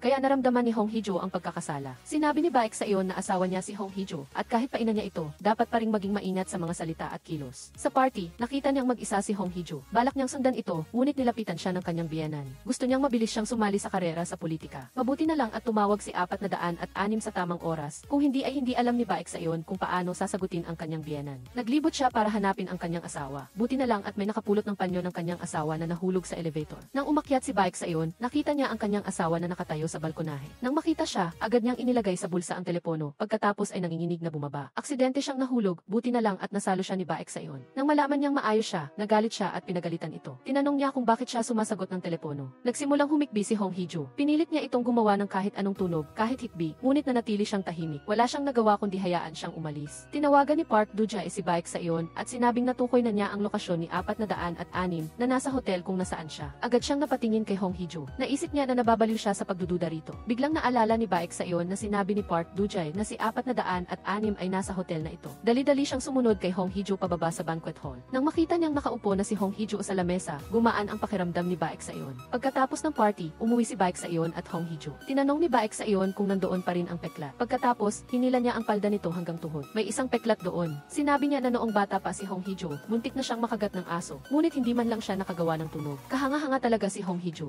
Ilang tagal kaya niyang mananatiling tahimik? Naalala ni Hong Hee-jo noong isang araw, habang nagbabasa siya ng libro, ay biglang dumating ang kanyang ina. Pinagalitan siya ng kanyang ina dahil sa pangangarap na maging isang announcer. Sinabi ng kanyang ina na kung magbubukas siya ng bibig sa harap ni Hong In-a, silang dalawa ay mapapaalis sa bahay. Nasaktan si Hong Hee-jo at tumakbo palabas ng bahay. Sa harap niya ay isang puting kambing. Sinunod niya ang kanyang ina at nanatiling tahimik. Mabuti na lang at sinagip siya ni Baek Sayon. Sinabi niya na hindi siya umiiyak dahil sa aso. Kung may sama ng loob siya, dapat niya itong sabihin. Nang makita niyang may galos ang tuhod niya, binuhat siya nito pauwi. Ang matatamis na salita na sinabi ni Baek Sayon kay Hong Hee-jo ay malinaw pa rin sa kanyang alaala. Si Baek Sayon naman ay nagulantang dahil sa kanyang asawa. Lumipat siya sa kwarto ni Hong Hee-jo. Gusto niyang sabihin sa kanya na huwag na siyang lokohin pa, ngunit nanatili pa ring tahimik si Hong Hee-jo. Alam niyang may tinatago rin siyang sekreto at iyon ay ang script. Inakala ni Baek Sayon na hindi niya kayan harapin at tanungin ang kanyang asawa. Hindi siya makatulog ng gabing iyon. Ang isang taong hindi nakatulog ay mukhang nakakatakot kinabukasan. Hindi maintindihan ng kanyang kasamahan kung ano ang pinagdadaanan niya. Lalo siyang pinilit na sabihin ni Baek Sayon kung saan siya hindi masaya dahil kung mananatili siyang tahimik, matatakot ang lahat. Sinabi ni Baek Sayon na maganda ang presentasyon at ayaw na niyang marinig pa ito. Kinailangan ni Jang Hyuk-jin na pumunta sa banyo para maglabas ng saloobin. Nangako siya sa kanyang asawa na magiging mas matapang siya. Pagkatapos niyang sabihin iyon, nakita niyang nakatayo na si Baek Sayon doon. Niyaya ni Baek Sayon si Jang Hyuk-jin na maglakad-lakad at mag-usap. Tinanong ni Baek Sayon kung may tinatago si Jang Hyuk-jin sa kanyang asawa at kung nagbabahagi ba sila ng lahat ng bagay sa isa't isa. Nagtanong si Kang Yang-woo kay Baek Sayon kung itinago ba ng asawa ng amo ang secret fund at sinabi ni Baek Sayon na wala. Sinabi ni Kang Yang-woo na maayos lang kung hindi ito tungkol sa pera. Minsan kailangan nating panatilihin ang ilang bagay. Mahirap mabuhay kung tayo ay magiging masyadong detalyado sa bawat isa. Idinagdag ni Kang Yang-woo na sa pag-ugali ng amo, mahirap na hindi maging detalyado. Tinanong ni Baek Sayon kung ano ang kanyang pag-ugali. Sinabi ni Kang Yang-woo na gusto ni Baek Sayon na maging perpekto ang lahat. Ang pag-ibig at kasal ay nangangailangan ng pagsisikap. Mas madali ang buhay kung magiging mas less demanding si Baek Sayon. Sa kabilang banda, naghihintay si Hong Hee-jo at ang kanyang mga kasamahan para sa anunsyo ng interview. Eksaktong 1:0 may dumating na mensahe. Nakapasa siya at natanggap siya bilang isang tagasalin sa opisina ng presidente. Gusto niyang tawagan ang kanyang ama upang ipaalam, ngunit sa huli ay pinili niyang mag-text kay Baek Sayon. Hindi niya alam kung ano ang ipatext sa kanya. Pumili siya ng random na emosyon at ipinadala. Nang may padala, nagsisi siya. Nagtataka si Baek Sayon kung bakit ang cute ni Hong Hee-jo ngayon. Tinawag ni Kang Yang-woo si Baek Sayon para bumalik sa realidad. Gusto nilang mag-organisa ng isang bagay para salubungin ang mga tagasalin. Nagplano si Baek Sayon ng isang outing. Gusto niya ng mga souvenir photos na ipopost sa media. Nagplano si Baek Sayon ng isang araw at isang gabing outing sa weekend at si Kang Yang-woo ang nag-iisip ng mga nilalaman. Ang bagong kasal na mag-asawa ay nahirapang mag-isip ng matatamis na salita na ipadala sa isa't isa. Ipinadala lamang ni Baek Sayon ang kanyang pagbati para sa pagkapasa niya sa interview. Sa tanghalian lamang siya nagpasalamat sa kanya sa tulong. Ipinadala ni Baek Sayon na hindi niya kailangang magpasalamat dahil walang anumang konsiderasyon. Pagkatapos niyang mag-text, tinanong niya ang sarili kung masyado ba itong harsh. Nag-reply si Hong Hee-jo na ililibre niya si Baek Sayon ng isang meal. Nagtanong si Baek Sayon sa kanyang mga kasamahan kung anong regalo ang dapat ibigay sa bagong empleyado. Nagmungkahi si Kang Yang-woo ng telepono, computer, at ngunit hindi nawawalan si Hong Hee-jo ng mga iyon. Nagmungkahi si Park Do-jae ng isang bagong suite. Naisip ni Baek Sayon na maganda itong ideya. Agad niyang ipinadala sa kanyang minamahal na asawa na pumunta sa clothing shop ng 6:00 ng gabi. Samantala, sina Kim Soo-young at Ji Sang-woo ay dumating sa abandonadong mansyon. Hawak ni Kim Soo-young ang kamera para kay Ji Sang-woo. Sinabi niya na nakakita siya ng pusa noon. Lumapit ang bata na may hawak na bakal. Gusto niyang laruin ni Ji Sang-woo ang isang laro. Natakot ang pusa kaya tumakas si Ji Sang-woo. Pagkatapos ng ilang oras, nalaman ni Ji Sang-woo na may ilang bata sa ampunan ang misteryosong nawawala. Tinanong ni Kim Soo-young si Ji Sang-woo, bakit natin iniimbestigahan ang isang bagay mula 25 taon na ang nakakaraan? Sinabi ni Ji Sang-woo na natuklasan niya ang vilya na iyon. Inanyayahan din niya ang kanyang mga kaibigan na maglaro. Gusto niyang ibunyag ito kapag sapat na ang laki ng channel para mapansin ng lahat ang kwento. Humingi ng paumanhin si Kim Soo-young kay Ji Sang-woo. Ilang araw na ang nakalipas, tinawagan siya ni Baek Sayon upang magtanong tungkol kay Ji Sang-woo. Ibinunyag niya na lumaki si Ji Sang-woo sa ampunan. Mukhang hindi ito pinansin ni Ji Sang-woo. Eksaktong 6:00, dumating si Hong Hee-jo sa clothing shop. Ipinakita ng staff ang isang angkop na damit para kay Hong Hee-jo. Hee-jo. Sinabi ng staff na may nagulat na si Hong Hee-jo ay isang tagasalin, kaya hiniling sa staff na maghanda ng angkop na damit. Habang nagpapalit siya, dumating din si Hong In-a sa shop. Naka-royal blue na damit siya na mukhang maganda. Habang nagbibihis siya, lumabas din si Hong Hee-jo. Nakita ng staff at ni Baek Sa-yeon na maganda ang suot niya. Gusto niyang subukan niya ang asul na damit doon. Nang magpalit si Hong In-a ng damit, umalis din sina Baek Sa-yeon at ang kanyang asawa. Tinanong ni Baek Sa-yeon si Hong Hee-jo kung hindi niya gusto ang asul na damit. Sinabi niya na hindi na kailangang subukan, alam niyang hindi siya bagay sa mga magarbong bagay. Tumingin si Baek Sa-yeon sa itim na damit sa kabilang banda at tinanong kung gusto niyang subukan.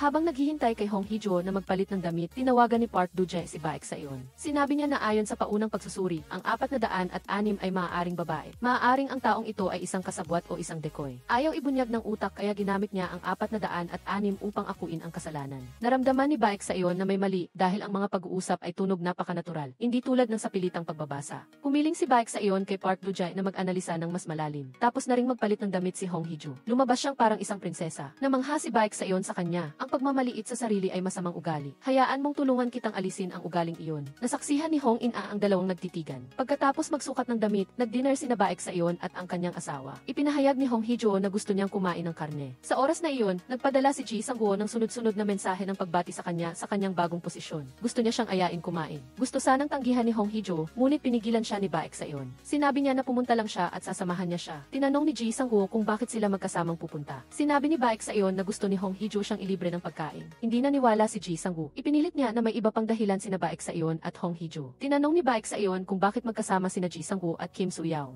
Sinabi ni Ji Sang-woo na kumuha sila ng impormasyon tungkol sa kanya. Sinabi ni Ji Sang-woo na nagkwento si Kim Soo-young. Nagtanong si Baek Sa-yeon tungkol sa impormasyon ni Ji Sang-woo. Nagtanong si Baek Sa-yeon kung anong impormasyon ang ibinigay ni Ji Sang-woo. Sinabi ni Kim Soo-young na sila ay nagre-research tungkol sa misteryosong pagkawala sa Nuji Children's Village. Hindi pinayagan ni Ji Sang-woo si Kim Soo-young na magsalita pa dahil sa sikreto ng programa. Tinanong ni Ji Sang-woo si Baek Sa-yeon kung bakit siya nagre-research tungkol sa kanya. Agad na pinutol ni Hong Hee-jo si Ji Sang-woo. Hindi ba gusto mo akong batiin? Naisip ni Ji Sang-woo na may punto si Hong Hee-jo. Binati niya ito sa pagkuha ng trabaho na gusto ng maraming tao. Ngunit may iba pa siyang pangarap, hindi ba? Noong kolehiyo, nag-apply siya bilang isang campus broadcaster. Nang araw na iyon, na-curious siya at nagpatugtog ng musika at sumayaw. Nagising si Ji Sang-woo sa ingay ng musika. Nakita niyang ang cute ng sayaw ng maliit na babae. Nagkakilala sila mula noon. At sa loob ng mga taon ng kanilang kolehiyo, madalas silang pumupunta sa istasyon ng radyo para makinig ng musika. Tinanong ni Kim Soo-young kung nagmamahalan ba sila noong mga taong iyon. Maganda raw ang pakiramdam niya. Sinabi ni Baek Sa-yeon na napakasama ng pakiramdam ni Kim Soo-young at alam iyon ng buong kumpanya. Ngunit hindi sumang-ayon si Kim Soo-young. Medyo sensitibo raw siya pagdating sa pag-ibig. Ang istasyon ng radyo ay kadalasang lugar kung saan nagsisimula ang pag-ibig. Tinanong ni Baek Sa-yeon si Ji Sang-woo kung nililigawan niya si Hong Hee-jo. Sinabi ni Kim Soo-young na siguradong nililigawan niya. Lagi raw itong nasa istasyon ng radyo para makinig ng musika. Sinabi ni Ji Sang-woo na baka maging broadcaster siya. Hindi naniwala si Kim Soo-young na makakaya ni Hong Hee-jo. Ngunit nang makita ang tense na mukha ni Ji Sang-woo, ngumiti si Kim Soo-young at sumang-ayon na iyon ang pangarap niya o kaya niyang maging broadcaster. Tinanong ni Baek Sa-yeon si Ji Sang-woo kung bakit niya dinadala ang paksang ito.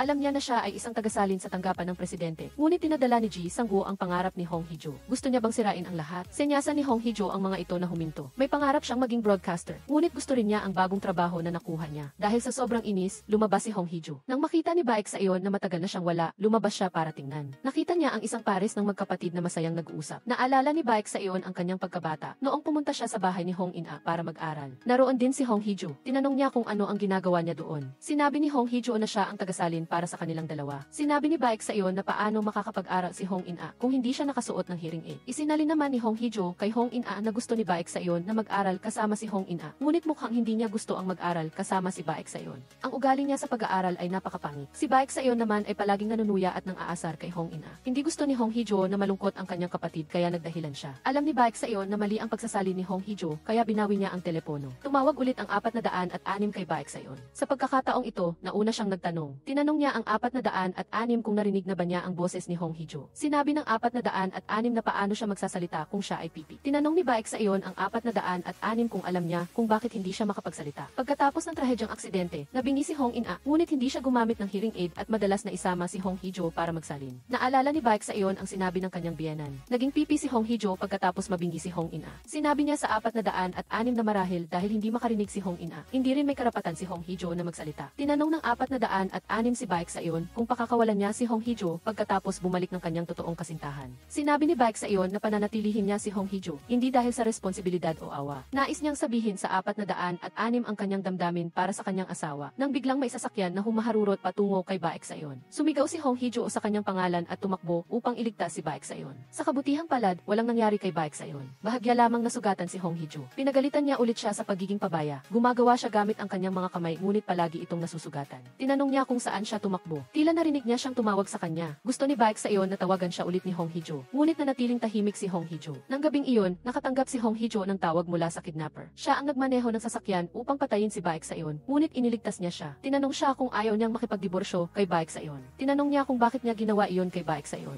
Sinabi niya na gusto niyang sirain si Baek Sayon. Alam ng 406 ang lahat ng ginawa niya. Tanging siya lang ang nakakaintindi kay Baek Sayon sa mundong ito. Hindi nakalimutan ng 406 na paalalahanan si Hong Hee-jo na maging maingat. Baka malapit nang malaman ni Baek Sayon na nakakapagsalita si Hong Hee-jo. Kinabukasan, sinalubong ng tanggapan ng tagapagsalita ang mga bagong empleyado. Lahat ng tagasalin maliban kay Hong Hee-jo ay nakakapagsalita. Hindi alam ng chairman kung paano sila makikipag-ugnayan. Sinabi ni Baek Sayon na mag-aaral siya ng sign language. Makakatulong ito sa kanya upang malaman kung tama ang pagsasalin ng tagasalin. Naisip ng chairman na kung alam ng tagapagsalita ang sign language, tiyak na tataas ang kanilang viewership. Hindi nagbigay ng walang kabuluhang pangako si Baek Sayon. Taos puso siyang humingi ng tulong sa kanyang asawa upang magturo sa kanya. Pagkatapos mag-aral ng ilang sandali, nakapagkomunika na siya ng ilang pangunahing kaalaman. Dumalo si Baek Sayon sa hapunan ng kumpanya ng gabing iyon. Ang mga kasamahan niya ay hindi sanay sa kanyang pagdating. Karaniwan ay hindi siya kumakain kasama nila. Ipinakita ni Baek Sayon ang kanyang galing sa pagluluto upang lalong mapatibay ang kanilang relasyon. Pagkaraan ng ilang sandali, tinawag ni Park Do-jae si Baek Sayon sa isang tabi. Sinabi niya na malapit na nilang ma-decode ang boses ng 406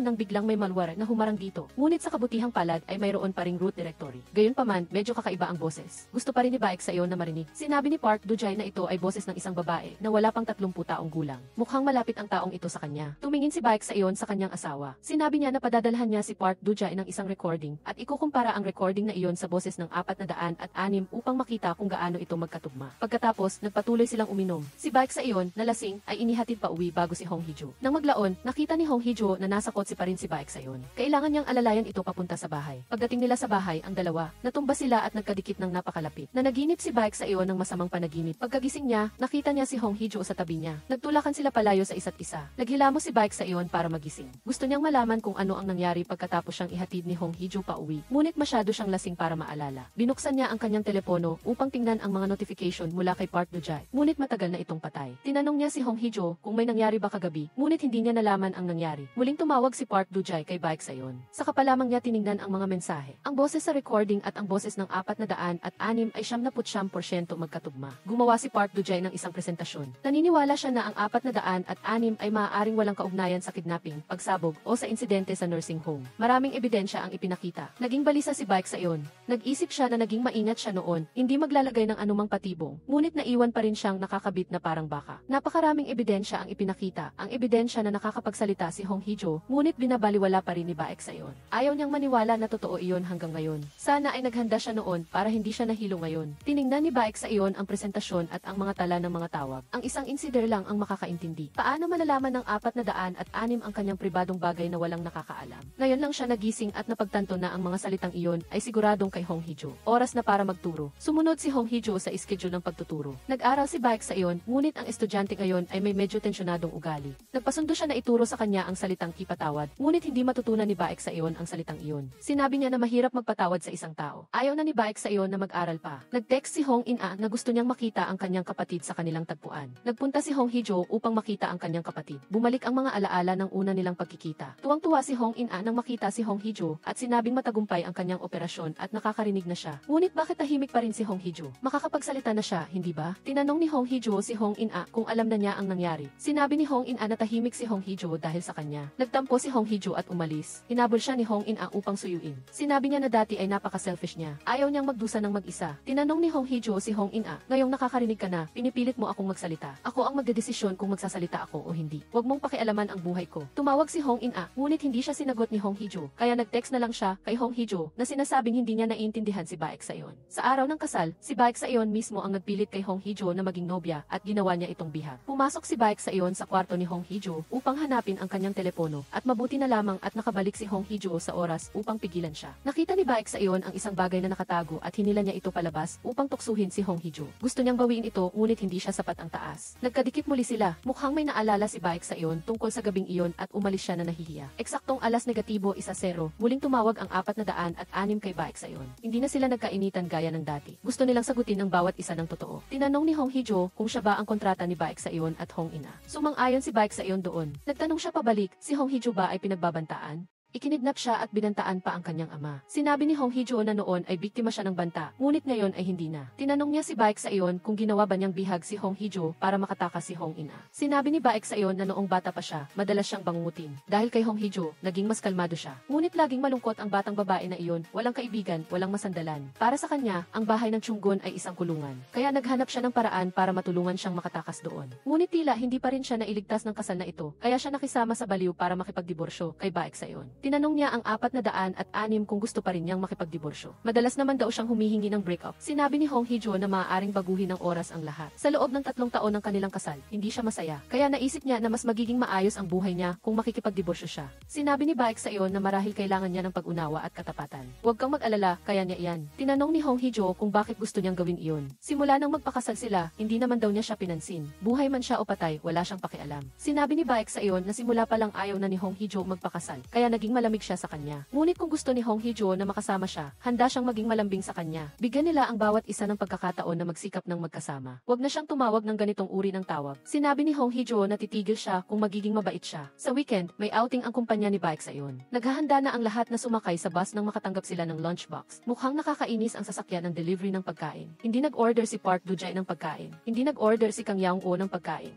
Kaya si sa iyon, pinapasakay niya ang lahat sa sasakyan. May bakanting upuan sa tabi ni Hee-jo at may isang lalaking gustong umupo sa tabi niya. Pero hindi siya pinayagan ni Hee-jo. Ibinalik pa nga niya ang lata ng kape sa lalaki. Nagbigay siya kay Hee-jo ng isang cute na juice. Dito naman, naghahanda sina Juji at Sang-woo ng mga gamit para sa bahay ampunan. Gustong-gusto ng mga bata si Juji at ipinakita nila sa kanya ang nakakatawang larawan ni Sang-woo. Kinuha niya ang album at nahulog ang isang litrato noong bata pa siya. Agad silang naghanap ng madre. Tinanong niya kung naaalala pa niya kung sino sa mga batang ito, pero hindi maalala ng madre dahil nawawala sila bago pa siya lumipat doon. Hindi rin nagpunta ang mga magulang ng mga bata para hanapin sila. Naawa si Juji sa mga nawawalang bata. Walang sinumang nangangailangan sa kanila o naaalala sila. Tinuro ni Sang-woo ang 3 malalapit na kaibigan na nawawala. Naaalala niya talaga sila. Sinabi ng madre na 4 ang nawawala, ang ika-4 ay isa sa 2 magkapatid na kambal. Bumalik sa sasakyan ng kumpanya ni Sayon. Karamihan sa mga tao at si Hee-jo ay natutulog na. Sumandal siya sa balikat ni Sayon. Gusto niyang hilahin ang kurtina para sa kanya, pero kung gagawin niya iyon, magigising siya. Tinakpan niya ang araw gamit ang kanyang kamay para sa kanya. Hindi pa nagtatagal ang tamis, nang magring ang kanyang telepono, gisingin ang lahat. Nagpadala siya ng maraming pagmamahal sa kanyang asawa. Tinanong ni Sayon si Kang Yaung-oh kung paano niya nagawa iyon ng napakahusay. Sinabi ni Kang Yaung-oh na nasanay na siya sa paggawa nito at kakaiba kung hindi niya ito gagawin. Sinabi ni Kang Yaung-oh na 3 taon nang kasal si Sayon, pero para pa ring bagong kasal at hindi niya alam kung paano ipahayag ang kanyang damdamin. Nagulat si Kang Yaung-oh kung gaano kabilis lumipas ang panahon. Sabi niya, ipahayag mo na ang nararamdaman mo dahil kapag matanda ka na at mahirap ng pakitunguhan, wala nang pagkakataon. Mabilis silang nakarating sa amusement park. Pinagpares ni Kang Yaung-oh ang mga koponan. Kusa si Sayon na lumapit sa kanyang minamahal na asawa. Sila ang magiging magkapares. Ang unang laro ay ang couple jump rope. Napakinis ng pag-analisa ni Sayon para kay Hee-jo. Ngunit nabigo siya sa pagpapatupad. Sinabi ni Hee-jo na siya ang unang tatalon at susunod siya. Hindi nagkamali si Hee-jo. Lumingon siya kay Sayon at mumiti. Inimbitahan siyang lumapit. Mabilis na nakapasok sa finals ang koponan ni Sayon. Dahil kasama niya ang kanyang asawa, mabilis na nanalo si Sayon. Ang nanalong koponan ay makakapili ng premyo. Gusto ni Sayon ng litrato kasama ang kanyang asawa, kahit na medyo nahihiya siya. Ngunit sinubukan pa rin niyang gawin ang hugis puso kasama siya. Ang susunod na aktibidad ay pag-akyat sa bundok. Nangunguna pa rin ang koponan ni Sayon. Matapos ang ilang sandali, medyo napagod si Hee-jo. Bumalik si Sayon para alalayan siya at binigyan pa siya ng jacket dahil baka ginawin siya mamaya. Mabilis silang nakarating sa tuktok ng bundok. Ang iba pang grupo ay dumating pagkalipas ng ilang sandali. Gusto nilang kumuha ng ilang litrato. Nagboluntaryo si Kang Yaung-oh na maging photographer. Habang nagpo-pose sila para sa litrato, dumating ang isang grupo ng mga tagahanga ni Sayon at humiling na magpa-picture kasama siya. Natulak si Hee-jo sa likod at nahulog sa bundok. Agad na dumating ang rescue team. Nag-scout si Sayon sa paligid. Nakita niya ang isang punong nabali. Malamang na nabangga ito ni Hee-jo. Sinabi niya sa rescue team na dalhin ang aso sa paghahanap. Ngunit wala silang gamit ni Hee-jo. Tinubad ni Sayon ang kanyang jacket at ibinigay sa rescue team. Naibalik niya ang jacket kay Hee-jo kanina. Maaari itong ipaamoy sa aso at matuntun siya. Nagising si Hee-jo nang madilim na. Sumasakit ang buong katawan niya. Naalala niya na bago siya nahulog, may nagtulak sa kanya. Kinuha niya ang kanyang telepono para tumawag ng tulong. Ngunit si Sayon lang ang natawagan nito. Wala siyang choice kundi tawagan si Sayon ulit. Tinanong niya kung nasaan si Hijo sa 406. Sinabi ni Hijo na sinabi niya noon na tawagan siya kapag itatapon na ang bangkay, kaya tinatawagan niya siya para kunin ang bangkay. Tinanong ni Sayon kung saan siya nahulog. Hindi rin alam ni Hijo kung nasaan siya. Sinabi ni Sayon na may first aid kit at flare sa backpack ni Hijo. Kailangan lang buksan ang takip at lilipad ang flare. Ginamit ni Hijo ang kaunting lakas niya para hanapin ang flare. Na natatakot si Sayon, sinabi niya na mas lumalamig ang panahon. Umaasa siyang isusuot ni Hijo ang jacket na ipinasuot niya sa kanya. Nanalangin si Sayon na ligtas pa rin si Hijo. Nagpaputok si Hijo ng flare. Agad na tumakbo si Sayon kasunod ng ilaw ng flare. Habang tumatakbo, sinabi niya kay Hijo na huwag patayin ang tawag. Tatakbo siya papunta sa kanya. Sa gitna ng kanyang delirium, naaalala ni Hijo ang mga nakaraang bangungot. Nakaramdam siya ng kawalan at kalungkutan. Sa sandaling iyon, ang ilaw na nagligtas sa kanya ay si Sayon pala. Palagi siyang dumarating sa tamang panahon para iligtas siya. Mula pagkabata, palagi siyang nasa tabi niya para protektahan siya. Sinabi niya na gusto niya siya. Bakit hindi niya magawang umamin sa kanya? Para marinig niya ang lahat. Nagising siya at nakita si Sayon sa tabi niya. Gusto niyang tumawag ng doktor. Hinawakan ni Hijo ang kanyang kamay at sinabing huwag siyang umalis. Pagdating ng interpreter na nahulog sa bundok kay Uyong, hiniling na ni Sayon sa seguridad na protektahan ang pagkakakilanlan ni Hijo. Kaya kahit presidente pa si Uyong, hindi niya malalaman. Galit na galit si Uyong dahil malapit na ang eleksyon at ginulo lang ng kanyang anak ang lahat. Sinabi ng kanyang tagapayo na may pagpapala sa isang trahedya. Bakit hindi samantalahin ni Uyong ang insidente para itaas ang ama-anak na relasyon sa isang political move? Nakita ni Uyong na makatuwiran ito at inutusan ang kanyang assistant na maghanda ng pahayag. Dito naman, dinala si Hijo para sa x-ray. Habang inililipat siya sa klinika, palagi niyang iniisip na sa mga critical na sandali. Palagi niyang binabanggit ang 406, ngunit pakiramdam niya ay siya ang kinakausap niya. Malamang na natuklasan na niya. Hindi siya bobo, ngunit natatakot pa rin siya na pagkatapos niyang gumaling, hihiwalayan siya nito at magiging walang awa sa kanya. Masama ang iniisip niya sa kanya habang nag-aalala siya para sa kanya. Sabi ni Park Do-jae, walang kamera sa paligid kaya mahirap matukoy kung sino ang nanakit sa kanya. Sinabi ng saksi na napakaraming tao noon kaya hindi niya napansin. Tinanong ni Sayon si Park Do-jae kung pinapanatili pa rin niya ang pagiging kumpidensyal ng pagkakakilanlan ni Hijo. Napakagaling ni Park Do-jae sa bagay na ito. Tinanong niya si Sayon kung bakit niya naisip na may gustong manakit kay Hijo. Sinabi ni Sayon na may gustong manakit sa kanya, ngunit hindi iyon ang tamang oras kaya si Hijo ang nasaktan. Tinanong ni Sayon kay Park Do-jae ang tungkol sa pabor na hiniling niya. Ibinigay niya kay Sayon ang telepono na may numerong 406. Sinabi ni Park Do-jae na may nakitang malware sa telepono at ang malware na iyon ay kayang kontrolin ang computer o telepono ng user. Makukuha ang lokasyon ng gumagamit. Kung masira ang code at makuha ang data mula sa kabilang dulo, mahahanap nila ang salarin. Ngunit abutin ito ng 2 hanggang 3 araw bago matagpuan. Umaasa si Sayon na patuloy na tutulungan siya ni Park Do-jae sa paghahanap sa salarin. Bumalik si Sayon sa kanyang silid para hintayin si Hijo. Itinulak siya ng nurse pabalik sa kanyang silid. Pagkaalis ng nurse, tinanong niya si Hijo kung wala siyang gustong sabihin sa kanya. Sinabi ni Sayon na ginamit ng taong iyon ang key sa telepono niya para makarating doon. Salamat din sa teleponong iyon, nahanap niya siya. Kaya nagtataka siya kung dapat ba niyang ikulong ang 406. May sasabihin sana si Hijo, ngunit sinabi ni Sayon na dapat siyang magpahinga at kapag gumaling na siya, patuloy niyang tatanungin siya. Iniwan ni Sayon ang telepono dahil sira ang telepono ni Hijo. Sinabi niya na kailangan niyang lumabas sandali at tawagan lang siya kung may kailangan. Agad niyang hinalungkat ang kanyang bag para hanapin ang kanyang ekstrang telepono. Akala niya hindi niya mahahanap ang teleponong ito. Sa simula, ginamit niya ito para makipagdiborsyo. Ngunit dahil dito, unti-unti silang nagkalapit. Kailangang pumasok si Sayon sa trabaho dahil wala siyang leave. Nagpadala si Park Do-jae sa kanya ng video. Nag-ingay ang kanyang ama sa media tungkol sa lahat ng nangyari. Dahil dito, binaha ng mga tawag ang opisina ni Sayon. Tinanggal ni Sayon ang cable at inabisuhan ang lahat. Ngayon, kung may tatawag at magtatanong, sasabihin nilang mayroon silang malalim na pag-aalala at pagkatapos ay sasabihin nila kay Kang Yaung-woo na panatilihing kumpidensyal ang impormasyon ng biktima. Tinanong ni Kang Yaung-woo kung bakit niya ginawa iyon. Si Hijo ay tao rin at kasamahan nila. Hindi nagpaliwanag si Sayon at patuloy na nagtakip. Lahat ng nasa opisina ay nag-aalala rin para sa kanya. Kumusta na siya ngayon? Nakakakain ba siya? Sabi ni Sayon na ayos lang siya at nagpasalamat sa lahat sa pag-aalala nila sa kanya. Dito naman, nakipagkita ang ina ni Hijo kay Ina.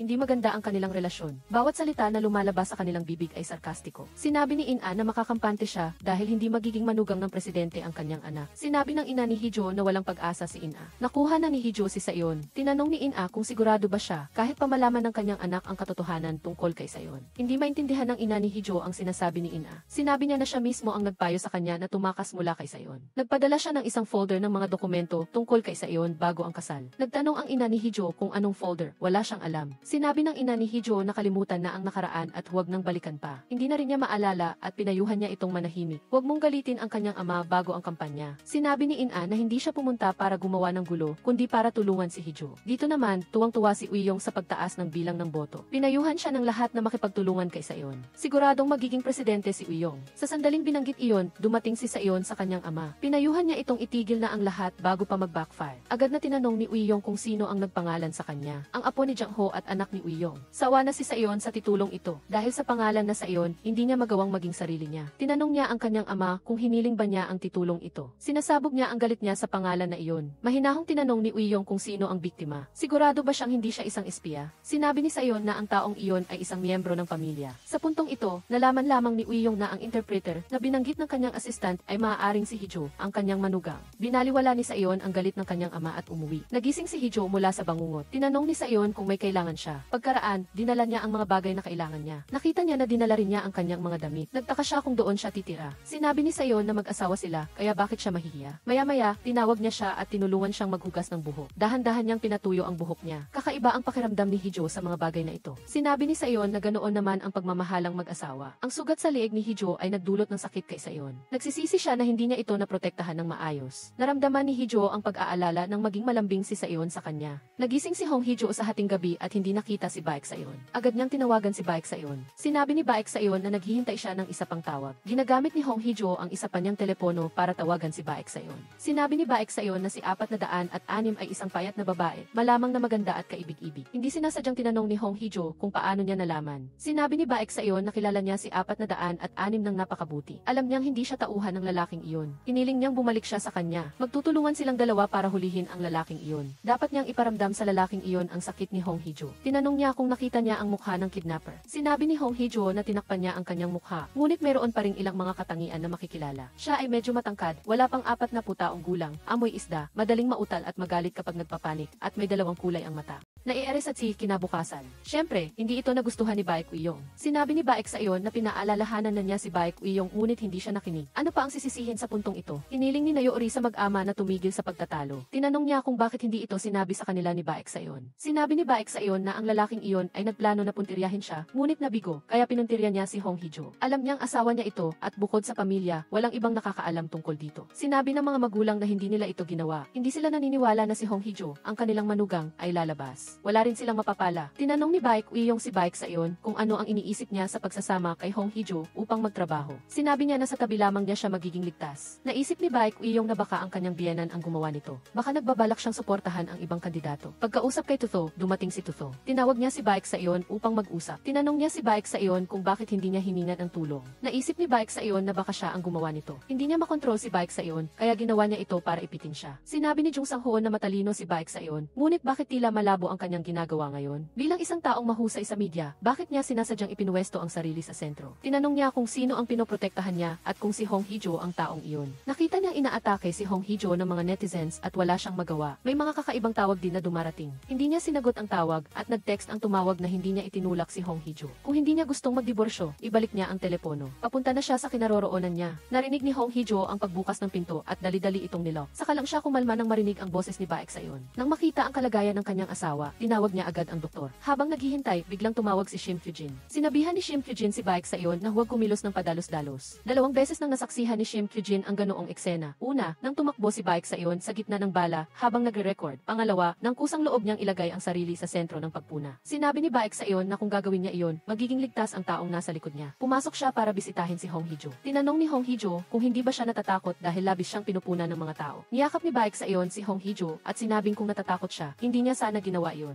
Siya na ang bahala sa lahat at kailangan lang niyang matulog ng mahimbing. Pagkaraan ng ilang sandali, kinuha ni Hong Hijo ang supplementary phone at tinawagan si Baek Sayon. Tinatanong niya kung kailan siya aarestuhin. Dahil tinulungan niya ang kidnapper, iimbestigahan siya. Ang isa pa ay kung kailan niya kukunin ang teleponong ito. Ito ay mahalagang ebidensya para sa investigasyon. Kung kailangan niya, ibibigay niya ito. Sinabi ni Hong Hijo na gusto niyang makita siya. Gusto niyang malaman niya ang kanyang tunay na pagkakakilanlan. Bumalik siya sa kanyang silid, ngunit hindi niya nakita si Baek Sayon. Nag-set up ulit siya ng date sa parke. Ang parke na ito ang lugar ng aksidente ng magkapatid na Hong Hijo. Sinabi ni Baek Sayon na makikita niya siya sa Ferris wheel. Ngunit hindi nakita ni Hong Hijo si Baek Sayon. Nakita lang niya ang kanyang sarili noong bata pa siya. Tinawagan niya ulit para tanungin kung nasaan siya. Sinabi ni Baek Sayon na nasa ice cream stand siya at kinain ang ice cream. Nakita lang ni Hong Hijo ang kanyang sarili noong bata pa siya. Pinapunta ulit ni Baek Sayon si Hong Hijo sa tour sa harap ng pasyente na mahusay siyang kumilos. Sinabi ni Baek Saeon na maghintay lang siya sandali. Tinutulungan niya siyang mag-relax. Ayaw niyang makita si Hong Hee-jo na napipilitan kapag kasama siya. Sinabi ni Hong Hee-jo na kung makikita siya ni Baek Saeon, siguradong madidismaya siya. Sinabi ni Baek Saeon na masamang ugali ang pagpapababa ng sarili. Paano ba niya ito itatama, Hong Hee-jo? Paglingon niya, nakita niyang nasa tabi na niya ito. Dahil sa sobrang takot, nahulog niya ang telepono. Sinabi ni Baek Saeon na marami na siyang pinagdaanan, 4-6. Hindi inaasahan ni Hong Hee-jo na alam na ni Baek Saeon na siya ang gumanap ng 4-6. Tinanong niya kung bakit hindi siya kinamumuhian ni Baek Saeon.